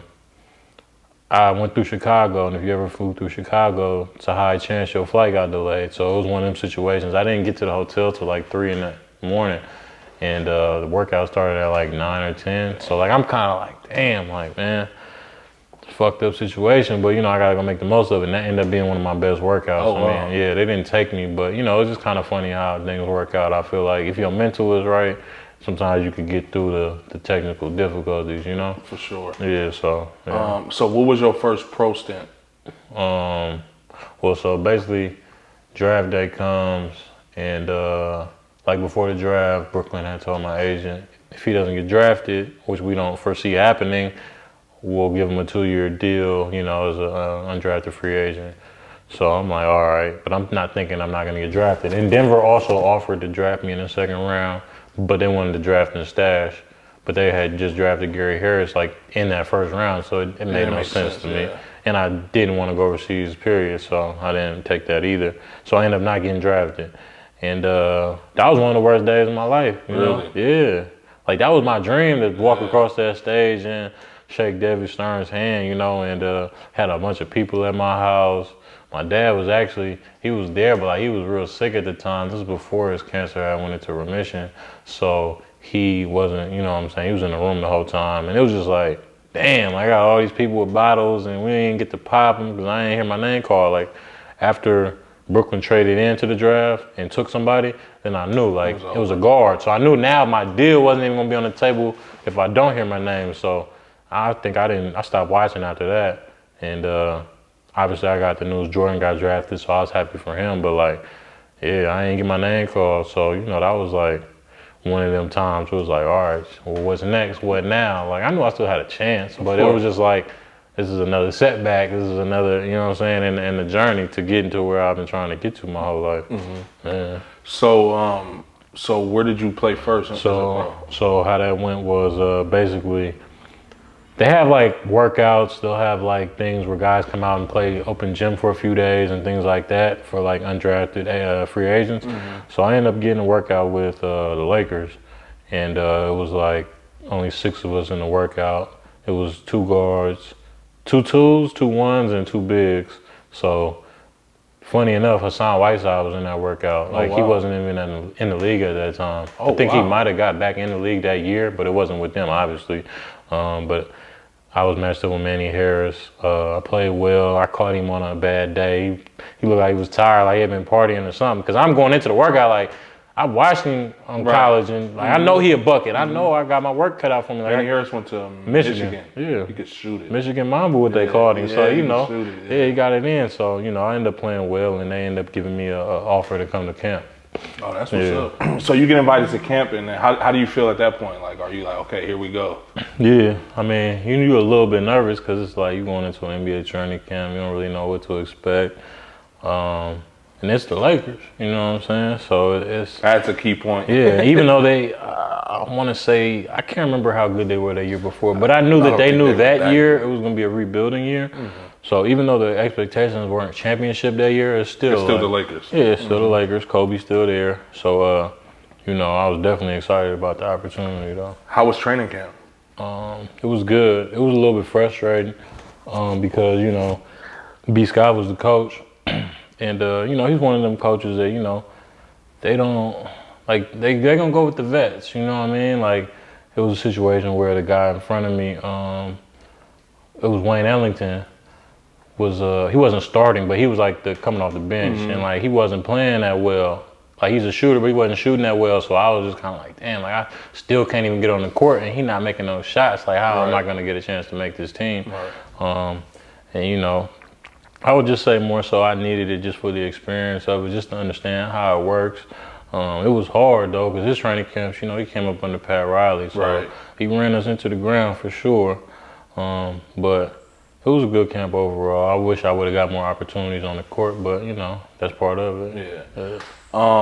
So did you sign with them, or do you go overseas? No. So I went to their G League team. Okay. Yeah. When they let me go, I stayed in LA and I played for their G League team.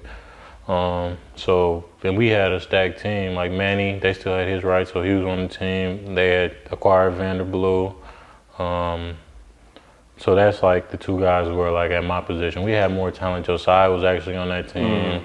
Nadir Tharp. Jamario Moon, like we had, we had some guys on that team, some characters too, but yeah. So that was kind of like the situation. And when I got to the G League team in LA.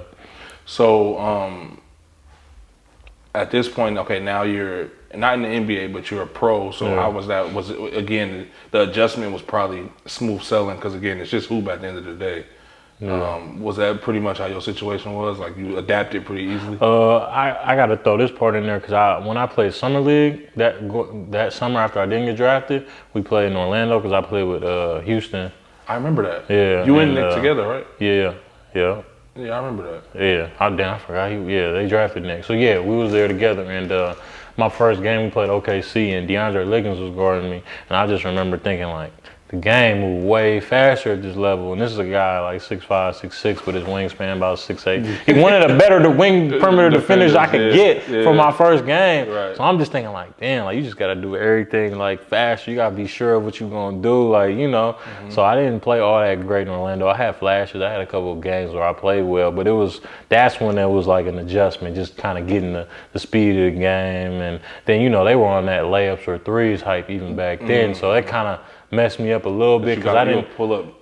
Yeah, like it ain't even that I don't like shooting threes. I just kind of like I don't want to in my mind like, all right, I can't take anything within this. It got to be here or here, right? Because I was never the most athletically gifted person. Like it was more so a skill and being able to shoot the ball. So it's like, man, I'm not trying to go into them trees every time and.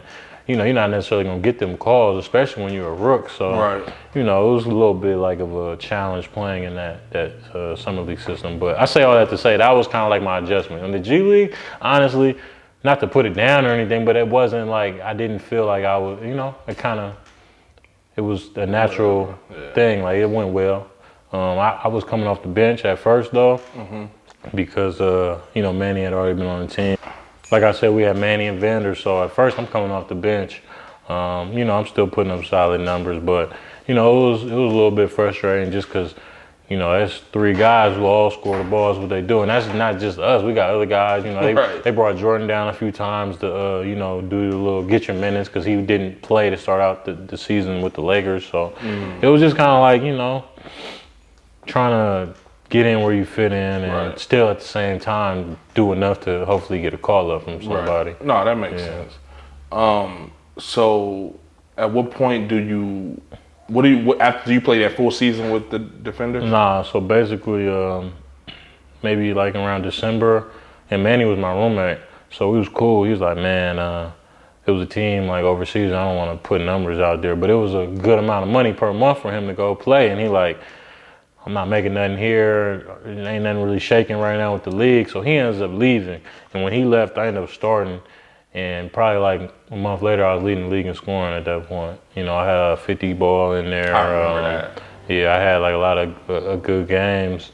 Then it was like, all right, now I'm starting to get frustrated because when I had that 50, y'all I'm thinking don't see this? I'm gonna get out of there like within the next few weeks. Actually, two guys from the other team got called up after that game, and I'm just like, I'm starting to get confused.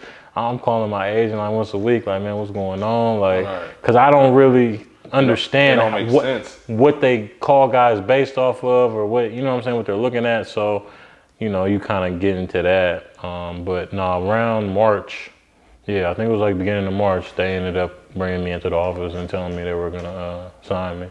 Actually, my agent called me the night before and told me it was gonna happen, but so like I think it might have been March 1st or something. That's what's up, bro. Yeah. And what's crazy is my birthday is March 10th, and when you guys played at the Coliseum, I had already been gifted tickets to that Laker game, and it just happened to be your first game here. So I wasn't sitting with everybody, but I was at the game, which was super dope to me. How was that, man? Playing in the Coliseum. Probably wasn't your first time ever playing it, but in the NBA. No, it was. Oh, it was? Yeah, I never played there before, yes. And I just remember how much different it felt being on the court. I felt like I was in a whole new gym, honestly. Like, it was different, but, just being out there, I remember we pulled up to the St. Regis, and I had been there once as, like, when I was younger. Like, we was talking to Drew Gooden and all that. Market took us over there, but like, so I'm like, man, like, I remember telling one of my teammates, I'm like, this is what the life like, huh?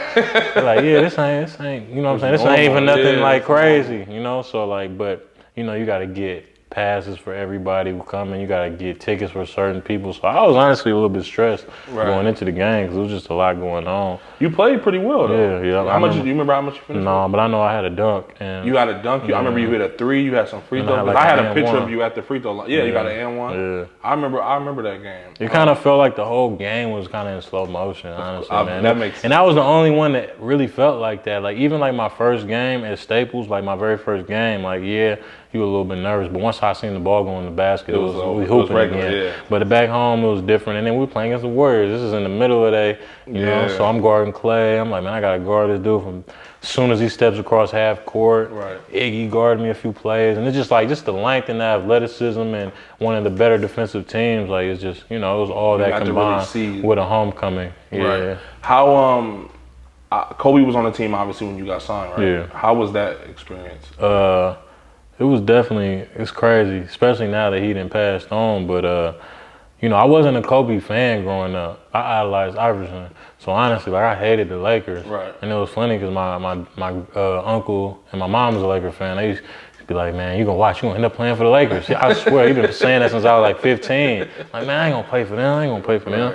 That's how I felt. So when I first got in there, obviously you're like, this is Kobe Bryant, but it wasn't like the awe factor of like, this is my idol or anybody like that. This is a great, I'm interested to see what it's like being around them, competing with them. And I think that was my favorite part, just the competition. Like anytime he was on the court and he laced them up, he was getting after it. And y'all the same position. Yeah, exactly. Did you guys ever like? Yeah, I was guarding him a lot of training camp. Yeah, I got to That's guard him a lot. He would guard me. You know what I'm saying? When I hit some shots. Your ass? Yeah, he definitely gave me some buckets, but I mean, it's cool. but I was giving him some too. I respect that. And the thing was, I respected him because he'll give you a good shot, young fella. It was basketball with him at the end of the day. Well, and if he seen that you wasn't gonna back down from he respected him, you more. He had respect for you. You know, and I remember we had like you always play in Vegas like the last game of the preseason with the Lakers. That's just kind of like how that. Oh, I didn't know that. Yeah, they always go play at the MGM. So Boozer had like a team dinner, and kind of how it worked out is one of them long table setups. I ended up sitting right next to Kobe. So you know how it'd be like 4 people in a convo, another 4. Of course. You're not talking across the table. So we sat there for probably like 2.5 hours, and like that was the most I ever heard him just talk like, this is a regular human being. Like, it wasn't all basketball talk. We talked about a lot of different things. That's dope. Not just me and him, but like it was like 4 or 5 of us talking. But like, I'm like, damn, I ain't never seen this side of him. That's dope. Like, he a cool dude. And then like, I remember maybe a week later, he come in the locker room and don't speak to nobody. So I'm like, you know, you just learn how certain people are, and it was just kind of like a situation where like, you know, if he speak to me, I'm gonna speak to him. Right. Because at the end of the day, we all men. That's how I looked at it. Like, I'm not about to. Yeah, I'm trying to make this team. I can't be looking like a fan. Yeah, facts. You know, facts. So I definitely took a lot from and then just watching how he prepared. You know, getting ready for practice and things of that nature. Like, yeah. That's dope. Yeah. So after that season, you finished the season with them, right? Yeah, so I played 19 games. I was on the team for 20. Okay. Yeah. So then what was next after that? So basically how the season ended, like I started like the last 4 or 5 games maybe. That's what's up. Yeah, and then in the last game, I had 32, had 29 in the second half. And I remember in that game at halftime, just sitting there thinking, like, it's the last game of the season. Like, I wasn't playing well. Like, I can't end my season like this. So, you know, end up getting it going. You know, I was the only player besides Kobe that had more than 30 points in a game for the Lakers that season. Oh, wow. Yeah, so, like, going into that summer, I'm feeling good. Like, I'm like, man, this has been my whole career, man. Yeah. Like, ups and downs. Like, it's been a lot of good, but it's been a lot of times where I just kind of was like, man, I don't know how this is going to go. So getting to that and then ending that season on that much of a high note with the Lakers, right? Like, I felt like, man, like if I had got more games in that season, I felt like I could have been on an all-rookie team type. That's how well I feel like I played. So that summer, played summer league, played well. I had actually hurt my eye, so I missed maybe the first 1 or 2 games, but I played well in the games I played. And going into camp that second year, like Byron sat me down and was like, man, you did everything we've asked since you've been here. Unless you were to fall on your face in camp, like we totally expect you to make the team. or he said, I totally expect you to make the team. And like, I remember going home feeling good about that, but still at the same time, I'm like, I got a non-guaranteed contract, you know? And then, so going into that season, that summer, we had signed Lou. So he was at my position. Like, it was like a double-edged thing. Will? Yeah, when we signed him, I'm like, damn, he's small, but he a 2, he not a 1. Right. But then on the flip side, I'm like, damn, that's one of my favorite players. Like, I'm sure I heard stories like I'm looking forward to, getting to know him a little bit, see what he likes. So that's funny. That was one of them. And then at the end of that September, because you play open gym that whole month, met Ron Artest, whatever you want to call him. He was in there. And he didn't have an invite to camp. He was just trying to get back in the league at that point. He had been playing in China the last few years. So I just remember maybe like 2 days before we were supposed to take off to Hawaii, because that's where we had camp, he came down like super excited, like, yeah, they just gave me a camp invite. And I was just like, damn, I called my agent at the time, like, man, I'm worried about it. Like, don't worry about it, it's a favor, like, he ain't. But I'm looking at it like he won a championship here. This is a young team. And I know how somebody like Kobe gonna feel about having somebody on the team that been through the fire with him. Right. So, I was worried. I kind of felt like the writing was a little bit on the wall. Like, I never like to be negative. No. I feel like I'm a realist. I look at things for what they are. Again, that goes back to your observing comment. Like, I didn't have a full year in the G League, and I kind of seen how certain guys get called and other guys might not, everything like that. So, that's when it was kind of like, I don't know how this is gonna go. So, went through that training camp, and then they end up like putting it out there like it was between me and I can't remember who the other guy was, but he had a guaranteed deal. And I just remember like, I'm like, man, I'm about to get cut tomorrow.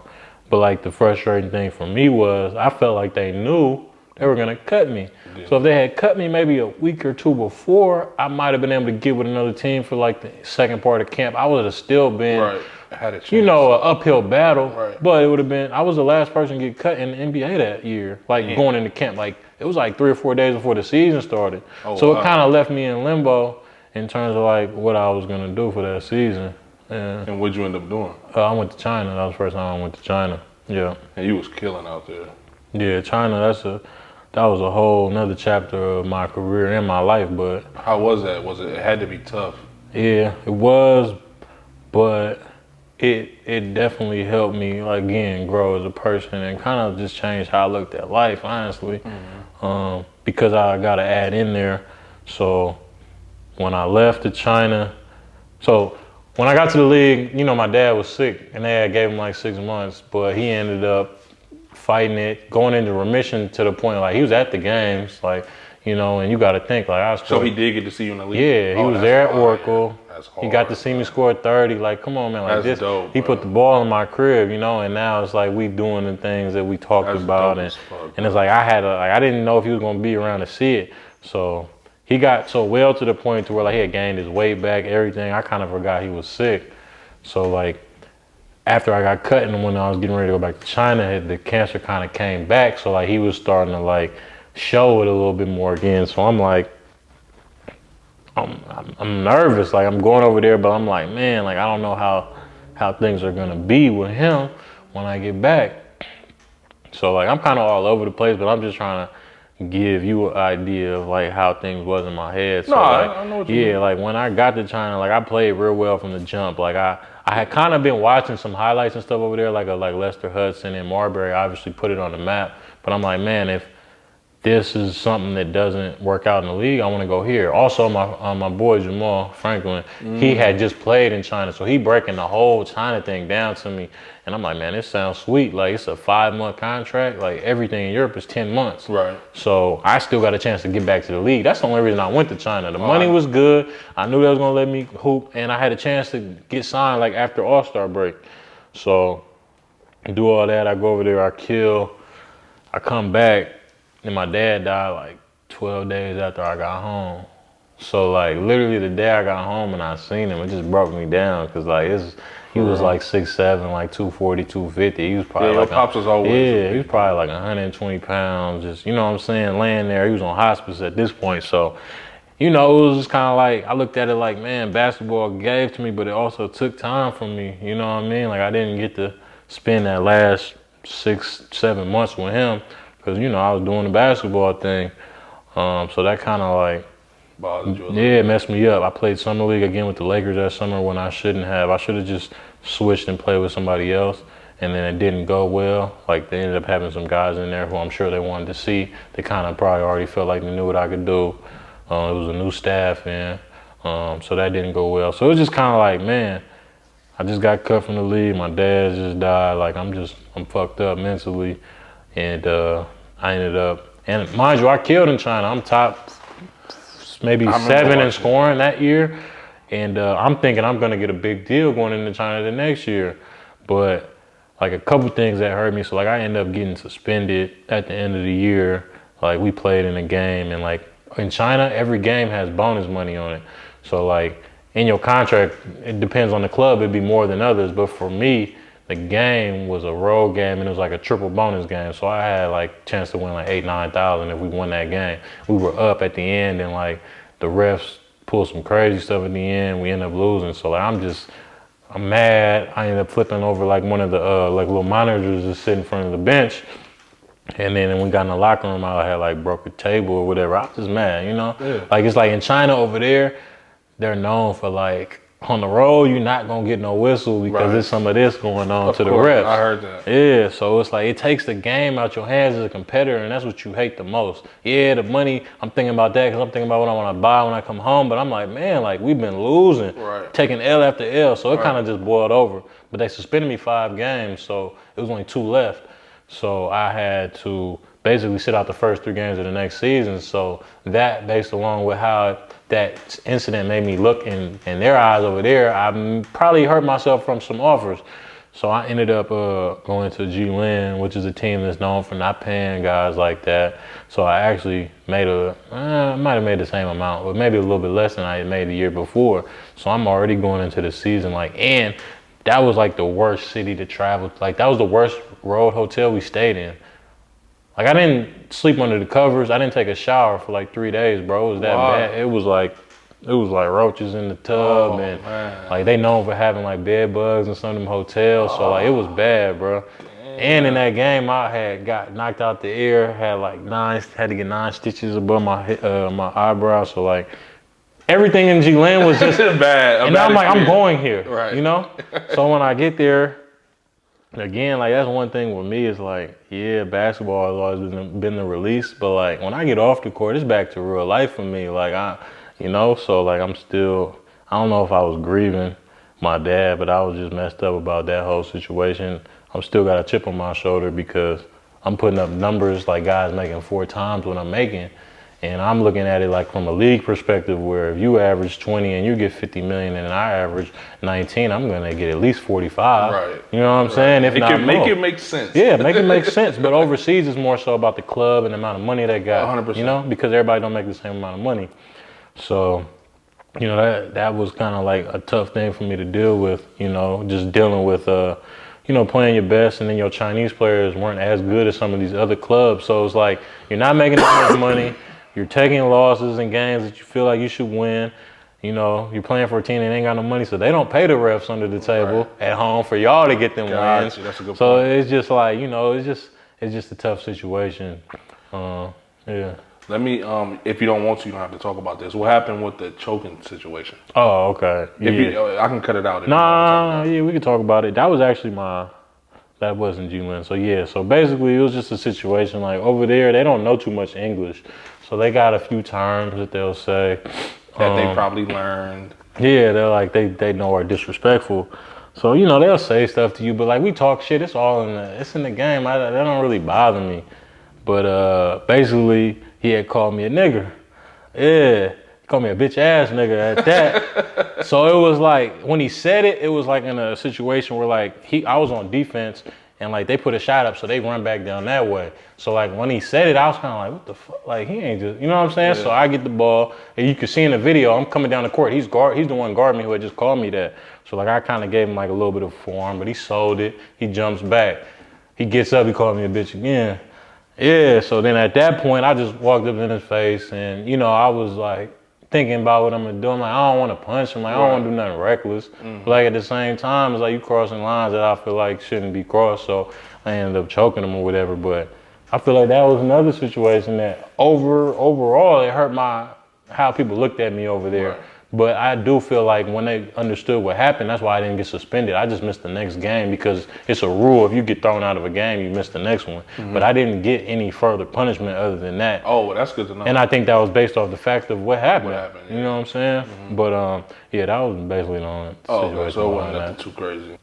Do you just play 1 year in China? No. After that, what was the name of the team? G-Lin. G-Lin. Do you just play that once? What happens after that season? Okay, yeah. So that was my second season. So the first team I played with was Foshan, and then I kind of got spoiled because I went to a city. They put me in like a 5-star hotel, super nice. It was Americanized, and then like we had like a Western. They call it American food, Western food out there, Western restaurant where me and my teammate used to go eat at like every other day, and we ordered if we didn't want to go. Right. So like it was cool, and then it was southern China, so it's closer to the equator. It's better weather. It doesn't snow. You might get rain, but that's about it. So I was only there two months as well. So going into G-Lin, I was there longer. It's north. It's snowing. It's cold. Like it ain't nothing to eat out there. Like it's just I mean, if you was to pick a city to live in China, it wouldn't be G-Lin. That'd be one of the last ones you would pick. So it was like off the court, all that was tough as well. So at the end of that season, mind you, this year I'm third in the league in scoring at the end of the season. We weren't as bad as we were in Foshan. We won like a good amount of games, but we couldn't get the tough games, the over the hump games. We might have needed our wing, the Chinese wing, to hit a couple more shots, and not to put it on them like I they know were. what you mean. But you know, at the end of the day, if me and Malcolm is coming with 60 or 50 a game combined, and then whoever two Americans we play with are doing the same thing, it's gonna come down to the rest of the team. And we got outplayed in that department on a pretty regular basis. So basically, at the end of that season, I'm like, all right, now I gotta get paid, right? Like I averaged more points than minutes. If I played as many minutes as so they got a rule in China, in the first and the fourth, the Americans can't play together. So like a lot of teams will start their guard, but I always got everywhere late. So like Malcolm was already there. They just, they like starting him. Foshan, I didn't even get in the first quarters. They weren't putting me in until the second quarter, bro. And they like, you're a shooter, you're supposed to be shooting a little better. I'm like, bro, by the time I get done warming up and touch the court again, it's halftime. 20 minutes later, it's second quarter. So it's like, and I'm still doing what I'm doing, So like, basically, I say all that to say, I would play probably 32, 31 minutes, where some of the other import guards are playing like 37, 38. But I'm 2 points under them, 3 points in points per game. It might have been somebody at like 40, but like I was at like 34. So, I'm like, man, if I play 8 more minutes, that's easy. That's easy. Yeah. So I'm like, all that's how they should be looking at this too, right? I should get an offer that kind of reflects this, right? No. So like basically what I made, I told my agent, like, this is the number I want. And like really you want to shoot high so that, you're thinking they're gonna meet you in the middle somewhere and you're gonna work out a deal and I'm gonna suck it up and go back, and I was gonna make sure I stayed in a better hotel this year because I just wanted to be comfortable off the court. They came back with an offer that was $50,000 higher than what I made the season before. And I was just like, I was hot. That was one of the moments where I'm just like, man, like this sports shit ain't what it's cracked up to be, It's like you get tired of people always telling you what you're worth, what your value is, when you feel like you showing otherwise and you've proved otherwise. It's like you just get tired of things being out your hands. So I made a decision that, a lot of people would have called me crazy for, but like I turned down the money, and it was a lot of money, you know what I'm saying? But it was just like, man, I gotta stand for something. Like I just felt like, nah, I'm not subjecting myself to the same situation for even longer this time, lose a bunch more games, and I'm barely making any more money. Right, that's a good point. Like I decided not to. Again, one of them situations where, but that's how I've always been. I'm gonna do what I feel is right, whether it hurts me in the eyes of other people's opinion or my money, you know what I'm saying? Like I had to make that decision. So long story short, Ace came out of that, you know what I mean? And I don't want to get into that on this interview, but being at home and not playing, I was like, man, and being in China in general that year in G-Lin, it made me start to be like, this is cool, but like the money I'm making isn't life-changing. Right. So I'm gonna come home with this big lump sum of money, pay taxes in April. That's gonna wipe out something nice. Right. Then basically from February to October or April when I pay taxes to October when I go back again, I'm just spending my money. I'm just watching my money just decrease. You know what I mean? So it was like, I gotta find something else that I can put my money into something else that can be like substantial for me, something that I can just call the shots on, because I ain't never been able to call them in my life. So that's pretty much what I did while I was home. I, started working on that, and then I ended up getting a call around December or maybe beginning of January from Jiangsu, which is the team Marshawn Brooks played with. Okay. He was about to have a kid. They needed me for like a month. They gave me something nice for a month. So I went out there. I only ended up playing 4 games, and I ended up coming back. And that was the last time I played in China. Why did you say you don't want to get into the ace thing? I would just say because we still writing that chapter, and I give you like kind of like my. No, you don't have to. No. I want to give people like the understanding of how I look at basically my whole life as a whole. But like as far as like talking about ace, I'm not trying to promote this right now. Like it's more so like when the time comes to talk about that, we're gonna talk about it. Yeah, we still working on that. Yeah, for sure. But like really, like I used to just sit there in China and I'd be like, man, what most people are gonna do, and again, I'm just not to knock anybody else, they're gonna play here till they're 33, 34, 35, till their legs give out, whatever it may be, and then they're gonna kind of figure out what they want to do next. That's how it works is when you play basketball or a sport. But I was just kind of like I said, the money wasn't life-changing, and I'm not happy here. I'm only happy on payday. Like I'm miserable. I'm away from my family. I lost my dad while I was gone, essentially, because I lost that time. I got things that I know I want to work on that if I'm gone, I can't do them. And I just felt like I belong in the NBA. So anything other than that, it just wasn't unless I was getting 1.5s and 2s like some guys over there making, that would have been different. Right. But I wasn't getting that. So it was just like, man, I'm not about to just be like everybody else. Like, no, I think I'm smart enough. I know I'm smart enough. I know I can put something together that I believe in. Like Nipsey always been, since I was in high school, one of my favorite artists. Jay-Z as I got older. So, you just listen to, these people and, you watch their moves and kind of how they do things. And I just kind of always looked at it like, man, I know I'm bigger than this rock. I just haven't done anything else my whole life. I don't even know what I like. Right. I used to sit in the room and be like, man, like, I don't even know what I want to do. Like I didn't just, I want to do a clothing line because I felt like that was a cool thing to do. Right. It was being around D-Go and just having that exposure to it and finding myself being more interested in it. Yep. And then at the same time, just wanting something that I own. Ownership of something that, could help me and that I could, build, Right. Because I've always been in the business as well. Like I wanted to get a MBA in college and they told me I couldn't. Really? Yeah. And that's another thing that I feel like why college is a little bit overrated in terms of like, oh, they get a free education. Most of these degrees that we're getting don't translate to a job that's even gonna, When I first got to college, I wanted to go into architectural engineering, and they wouldn't let me. Yeah, they told me you're gonna be too busy. Exactly. They got summer programs and stuff that you have to do that you're not. And so I was just like, all right, I guess. Yeah, that's a good point. That's crazy. So it's just kind of like all those things. I'm thinking about all these things, and really, it just maybe it's because basketball has been my life. So like I experienced the highest level of success you can have in that. And from that, it just made me feel like if I can do this, I can do anything else. That's just kind of how I always felt, So that was like what kind of was like, all right, I'm gonna really try to be serious with this. I'm gonna try to make this happen because it was just like the situations for me. You just start feeling like, and I hate to call it that, but you start to feel like a little bit like a slave, and not a slave to the team because they're not forcing you to play, it's a slave but to that a slave to the ball. Mm-hmm. Like 100%. my whole lifestyle I know, but like I got to make the type of money to where it's like you have to really think about: are you gonna walk away from this? Are you gonna try to figure out something else? Like, and it wasn't that at that time I'm thinking I'm about to stop playing. It was I want to have the option to stop playing when I want to. That's dope. Like, man, my brand making more than I'm making on the court is my dream. Right. I don't want to be over here no more. Right. That's kind of how I looked at it. So that's what sparked, all of that. And it's a blessing in disguise. Yeah. You know what I mean? You went through all of those things, but something great came from it. Yeah, no, and like I said, like going to China changed me how I thought about things, how I looked at things. When my dad died, like I stopped anything that was kind of like, like anything that would stress me out or situations.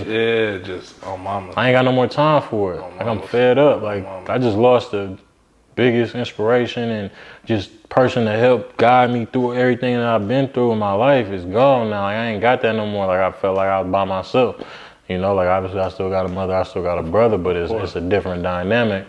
So, you know, all those things combined, I was just like, man, when I'm done, like for me, for my thing, I look at it like, if you're 21 and under, you might not know that Will Smith was a rapper. Right.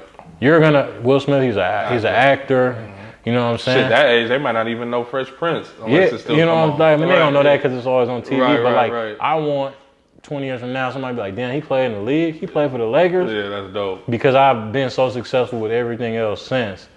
And it's just kind of like, man, I actually I got to take this bar. Because CDR said this, Chris Douglas Robertson. He was one of the people that I idolized this game. So like, I loved him. And it killed me seeing kind of how the politics went for him in the league and everything. But like I said, I always just watched. So like, while I'm in China upset I'm not in the league, it's not like I think I'm the only guy. Like all them dudes in China, league behind their name. Like, can still go get a bucket, but for whatever reason, it might have been perception, it might have been injuries, they're no longer in the league. So it wasn't like I felt like I was the only one. It was more like I understand how this thing worked. And I can keep subjecting myself to it if I want to, or I can try to figure something else out. And that's how I was looking at it. That's dope though, man. So, okay, we kind of went off on a tangent, but that's good though. So after, what happened after that? Because you played with Houston's G League team for a little while, right? Well, so that was most recent. So basically, to bring this back in to give it more context, so when I went to camp with Milwaukee, that was the year I went to G-Lin, and the first time. And I had hurt myself in practice one day, like just warming up and made a quick move. I felt like a little, like it wasn't a pop, but I felt something in my hip, so I wasn't sure. But like, I couldn't run after that. Like it was bothering me. So I ended up going to the doctor, MRIs, and they was like, oh, okay, you got hip impingements in both of your hips. And I didn't know what that was, but they were just showing. It's just basically a thing where like the bones rub against each other when you're making cuts and changing direction, things like that. It's not super uncommon. You know, it's a lot of people who deal with it. You can get it in your shoulders as well. A lot of like baseball players. So I started dealing with that. So basically, when I would come back from China, I would go back to the G League. So I went back to Santa Cruz because LA had ended up trading my rights to Santa Cruz. So 2 times when I came back from China, I would go to Santa Cruz. So the first time I came back, when they first traded me from LA to there, I think I played 10 games and I like tore the cover off the ball. I felt like I was the best player in the league at the time. Like 24 a game, 50 something from 3, 50 something from 2. A big enough sample size to where it's like, why isn't the phone ringing? Right. You know, it's like, it was just, my agent couldn't really give me no good answers, you know? So it was just like, I'm dealing with them frustrations. And then I come back from China. The second time I go to when I come back from Jiangsu, I went back to Santa Cruz. This time it's a little bit of a different situation. It's a different coach, whole different team. You know, the G League is a lot of turnover. And basically it just didn't fit as well. Like I didn't play as well. I was frustrated. And I just remember, and I'm dealing with the hip thing on and off. So I remember we played in the game and something happened, felt the tweak, bam. I told them I didn't play the rest of the game. That next day, and mind you, I'm not playing as well as I played the year before. The Clippers called, they're gonna give me a 10-day. And literally, they had a conversation with the trainer and he's like, he just got hurt. Wow. And then, it was some other little stuff where, I guess I did a workout for the Clippers maybe the year before, like for a two-way position. Or actually, no, it was the same year for a two-way position. And when they didn't give it to me, that's when I went to China for that quick month. So I had told the trainer in LA, because he's from Oakland. So I'm like, I'm feeling a little more comfortable when I'm talking to him. I'm like, I had a little hip impingement, but I do acupuncture, I'm dealing with it, right, yada, yada. But now it's on record, they know about it. So I guess it was a conversation, and like what I was told, he told them, the front office, he couldn't green light it because he knew I had a history of it. So, and honestly, if they had signed me, bro, my hip was so fucked up at the time, it wouldn't have been my best showing. I know it would have killed me even more that I got up there and didn't play. Yeah, it would have hurt. But in that moment, right, knowing, like, I just killed last year, nothing. I'm not even playing that well, and I'm one day away. If I just don't get hurt in that day, I'm about to put a Clippers jersey on next week. That's crazy. And I don't get signed. So like at that point, it's like, man, bro, am I getting a sign that this is not meant to be for me? Like, is my road gonna take me somewhere else? Like, these are the type of thoughts that I'm having. So then I ended up finally having surgery on my hip at the end of that season. Actually, I didn't even do it at the end of the season. I tried to rehab. Like, people were telling me different things. Like, they're like, you might have to have surgery. But everybody be like, you can get through it with physical therapy and everything like that. So I tried it, but it didn't work. So maybe like end of the summer now, I'm going to get surgery, which messes me up because now I'm not going to get back in time for camp and everything like that. So I end up having the surgery. I get all the way back, and this is probably around like February, March. And Houston, during that season, Santa Cruz traded my rights to Houston. So they had came to watch me work out, and they were about to go into the playoffs in the G League. They had like 9 games left in the playoffs, and they wanted to see if I wanted to play. But I was just kind of like, I've been in the G 2, 3, 4 times. Even when I do my thing, I kind of don't really. Right. So it's like the risk didn't outweigh the reward. I can either get hurt and set myself back, or I can hoop and like, in my eyes, not guarantee myself nothing because I've done this multiple times. Right. So I just decided not to. And then I ended up going out to China, and while I was there, just like had a little situation with like a family thing, ended up coming back. But my other hip had been bothering me like progressively as my first side was getting better. But they told me I had this on both sides to begin with. But after the first surgery, they're like, nah, we don't think you're gonna need a second surgery. So I rehabbed all the way back, all that happens, and then I find out in like April or May of that next summer, I'm gonna have to have another surgery. So like at this point, it's like, and I already like people didn't know what was going on with me. Like they're like, yeah, because my thing was just always like I looked at it like, man, I could get on Instagram and post a picture of me in a surgery bed, like I'm about to go into surgery, but I never felt like people cared, bro. Like everybody got their things going on. Like I told you, I always kind of felt like people didn't really mess with me for whatever reason, like in terms of perception. Like a lot, like love from here, but like you know what I mean. Yeah. So it was just kind of like that's just not my style. Like I just was rehabbing and I was just low, like just working on the brand and everything. So when I found out I had to have another surgery, like it was just like mentally, I was like, man, now we talking about, I don't know if this is meant to be. Like, think about that. I just rehabbed all the way back. I'm feeling good. My game feeling good. And then, bam, I get hit with this. So, like, it just, I'm like, man. It was people that I'm cool with that I didn't even tell them I had a second surgery.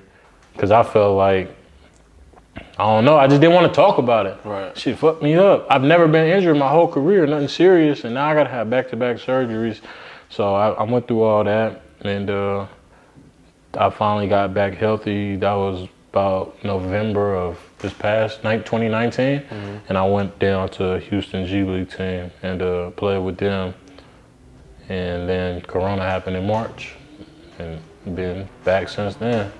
What do you think is next for you?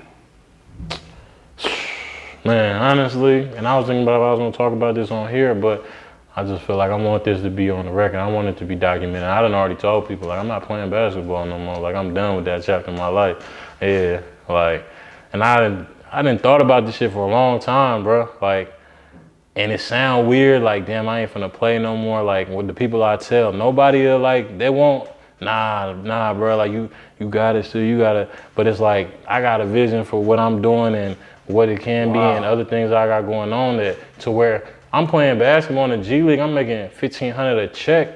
I might make that in a release of some clothes. Like I started to feel like I'm slowing myself down now. I'm slowing down the growth. You could do both. You could go overseas. People don't understand, to play at a highest level of basketball. You gotta be locked in. You're not gonna go practice hard and get a game in and then come back and be super creative. Like, at least my brain don't work like that. It's Most people don't. I'm in basketball mode, or I'm in a different type of space. So that was kind of like, I wanted to come back. I didn't want to end on no injury. You know what I mean? I've been thinking about this, but it was just like, I want to see what happens when I come back. I want to see how I feel, like, you know what I mean? And, I did it, and I just kind of like, man, at this point, like I told you, I feel like that's how I want to be remembered. And I know, like, sometimes to open one door, you got to close another. That's kind of how I look at it. But I can walk away happy, and I can walk away you know, I don't feel any type of way towards the game. I still love hoop. Like, I'm happy as hell the NBA back. You know what I mean? But it's just like, for me personally, that's not what I want to do. I don't want to fight like hell to get back in the league and be the 13, 14 man on the roster, not play that much. And at the end of the day, I feel like I'm basically slowing down and stunting the rest of my life growth. That's a good point, bro. That's just how I look at it, because I know the level of success I'm trying to get, and what I'm trying to have. You can't do both. It's not going to work. And I'd rather be in control of something and own something and take that short-term financial. And it's not even really short-term, because I've been playing, you know, I was playing in the G. If I was to go back to China, then yeah, it would be different money-wise. But like, you know, it's like I've been hurt for 2 years, so I haven't made a basketball check in 2 years. Damn. You know what I mean? Like, I was just always smart with my money. I had money saved and everything like that, but I got none of my basketball money left. I can say that on camera. Like, I had to live life. I had to, you know what I mean? And I got money invested in things like that. It's not completely gone. I know what you mean. I know what you mean. Basketball money ain't keeping me going now. You know what I mean? Any type of money that's not consistently coming in is gonna run out eventually anyway. Let's just call it a spade. Yeah. Unless you're. That's the thing though. It's earned income. And I learned, like, I want passive income. Like, obviously, I still have to work to set the system up. But I can lay in bed and make money and make $3,000, $4,000, $5,000 in a day because of something I took the time to build. It was a collective effort. I don't want to, you know what I mean, E and Mill, my mom and everybody, but like, I'm the one who's, you know what I'm saying, creating it and coming with the vision. So like, it took me to build that, and you know, obviously people like you to support it.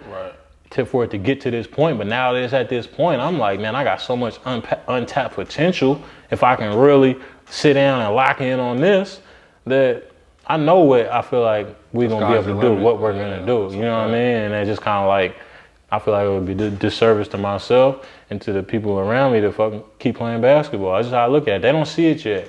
You know what I mean? They're looking at it from the aspect of they love my game, they watch me do my thing on every level they feel like I deserve to be. But like I just said, it was a bunch of guys in China who deserve to be. I ain't the only one.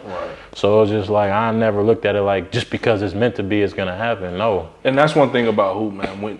When you know, you know. You know what I mean? And it comes to different people at different times of their life. But when you know it's time to walk away. Like, I used to love getting up and working out. That was my everything. Like, when I started, like, I don't really feel like doing this. Like, this is when it started feeling like a job. It's like, you know, in your heart, like, I started getting bored with it. Like, honestly, like, you know, it's the same thing every day. Get up, practice, work out. It's either a practice day, travel day, or a game day. Shoot around, sit around all day, playing the game. That's the end of your, like, it's just, it got to the point where that's not what I enjoy doing no more. Like, I've done this since I was 5 years old. I done put 20 plus years of, this is my everything into the game. Like, I really dedicated my life to this. So it's like, I didn't, like I said, I'm in China not even knowing what else I'm into, what else I like, because anything outside of the game, I felt like I was cheating it. Like, I don't have time to have interests. You know what I mean? Summer is AAU, school year, I got to be in school and I'm playing it, you know? So it was just like, it was never time to learn nothing else. And I want to be one of them people that, like, for the people who, in their heart of hearts, probably know they're not a pro, and there's nothing wrong with that. But it's like, I feel like we feel like that's what we got to chase, because that's all the people we look up to. Like, that's who our heroes are. LeBron, you know, them type of guys, for good reason. But it's just like, it's not gonna be, everybody not gonna be LeBron. And then even though, you know, that chapter of your life is coming to an end, you have so many life experiences and shit that you can never pay for. You know what I mean? Like you say, going to China kind of molded you into you as a person. You know, going through those things. You know, obviously, unfortunately, losing your pops and having to deal with that shit. But it kind of trigger something else in you, so it's like, okay, it was an eye opener. You know what I mean? So it's that part of it is like, I get it. I get what it caught me off guard, but it's like, I 100% feel you, bro. I mean, at the end of the day, everybody's gonna have their experience with that. It just can be after a Hall of Fame career, or it could be after college, like anywhere in between. You never know. But I never wanted to, like I keep saying, end and then be like, now what? I always envisioned a situation where I transitioned from playing into something else. I didn't think it was gonna be at 27. But, you know what I'm saying, we here now, and you know, I'm rolling with it. Well, man, that's deep, bro. Shit, I appreciate you coming down. Is there anything that you got coming with Ace, or anything specific you want to, you know, to put out there? Anything that you got? Nah, I mean, I appreciate you, you know, having me. Like I've been told you, I wanted to just kind of speak my piece, because, you know, I never ever came out and said anything about any of my basketball stops or my experiences or, you know, the other side of what people might have heard about. So, you know, I just wanted to come do that. But nah, I mean, I feel like people gonna see. Right. Like, that's just how I am. Like, that chip's still there, bro. Yeah, for sure. It's still there. For sure. It's just in a different arena now. For sure. You know what I'm saying? But I want to say thank you because obviously me and you talk often. Yeah. We've been was supposed to do this. Right. It just, you know, you living where you live and me working and all that. I mean, the schedules conflict, but we got it done. Right. So thanks for coming down. Yeah. You know what I mean? Thanks for shit. Obviously, you know, blessing my platform with you sharing. Keep doing what you're doing with Ace, bro. I'm going to keep, you know, supporting. Yeah. So is everybody else. Like, that goes into the type of people that you are, the type of person you carry yourself as. Yeah. Obviously, Mill and E play their part. Right. I mean, the shit is dope. Sure. You know what I mean? Sure. You know, if you see my I didn't bring my laptop, but they got all the Ace stickers on there. I wear it in pretty much every episode. I mean, that's the thing, man. It's like, I got real joy playing the game, but like the joy that you get out of like coming up with something in your mind and then the process to getting it to a product and then people actually really supporting it and genuinely liking it. Like, you know, I'll not be there, but I might get a video and it's like a bunch of people who's in halftime, different people, different groups, all wearing different Ace. Like, that's like the best feeling in the world for me, you know? Like, cause I know, like, as much as I did this because it was something I was passionate in, like, it was almost like I was looking for like an escape route, like, from the game. Like, man, I can't be tied to this ball forever. Like, nah, I can't depend on that to eat. It's no different than what I do now. Yeah. You know what I mean? So I get exactly what you're saying. I mean, obviously I just got back into coaching and shit, but it's like I found my new passion and it's this because it's therapeutic for me. Yeah. And like I said, I have fun getting to learn information about somebody who's been a friend of mine for years now. Yeah. And this shit, like, it's a lot of this stuff that we've never talked about. We talk, but we don't talk about, you know, this type of stuff. And I learned a lot, like a lot of this shit I never knew. Of course, I heard little stories and rumors, but it's like, I'd rather deal with them directly, you know what I mean? Yeah. No, I think that, you know, it's just about, you know, and like I say this to anybody who's listening, like, just be real with yourself. Like, just know, like, if you really, really want to do something, like, just try it. Like, just take that chance. Like, don't be scared to fail, and don't be scared to lose money. That's a lot of things. A lot of people worry about losing money, and I used to be one of the people, like, I just cared about how much money was in my bank account. Like, that it kept going up.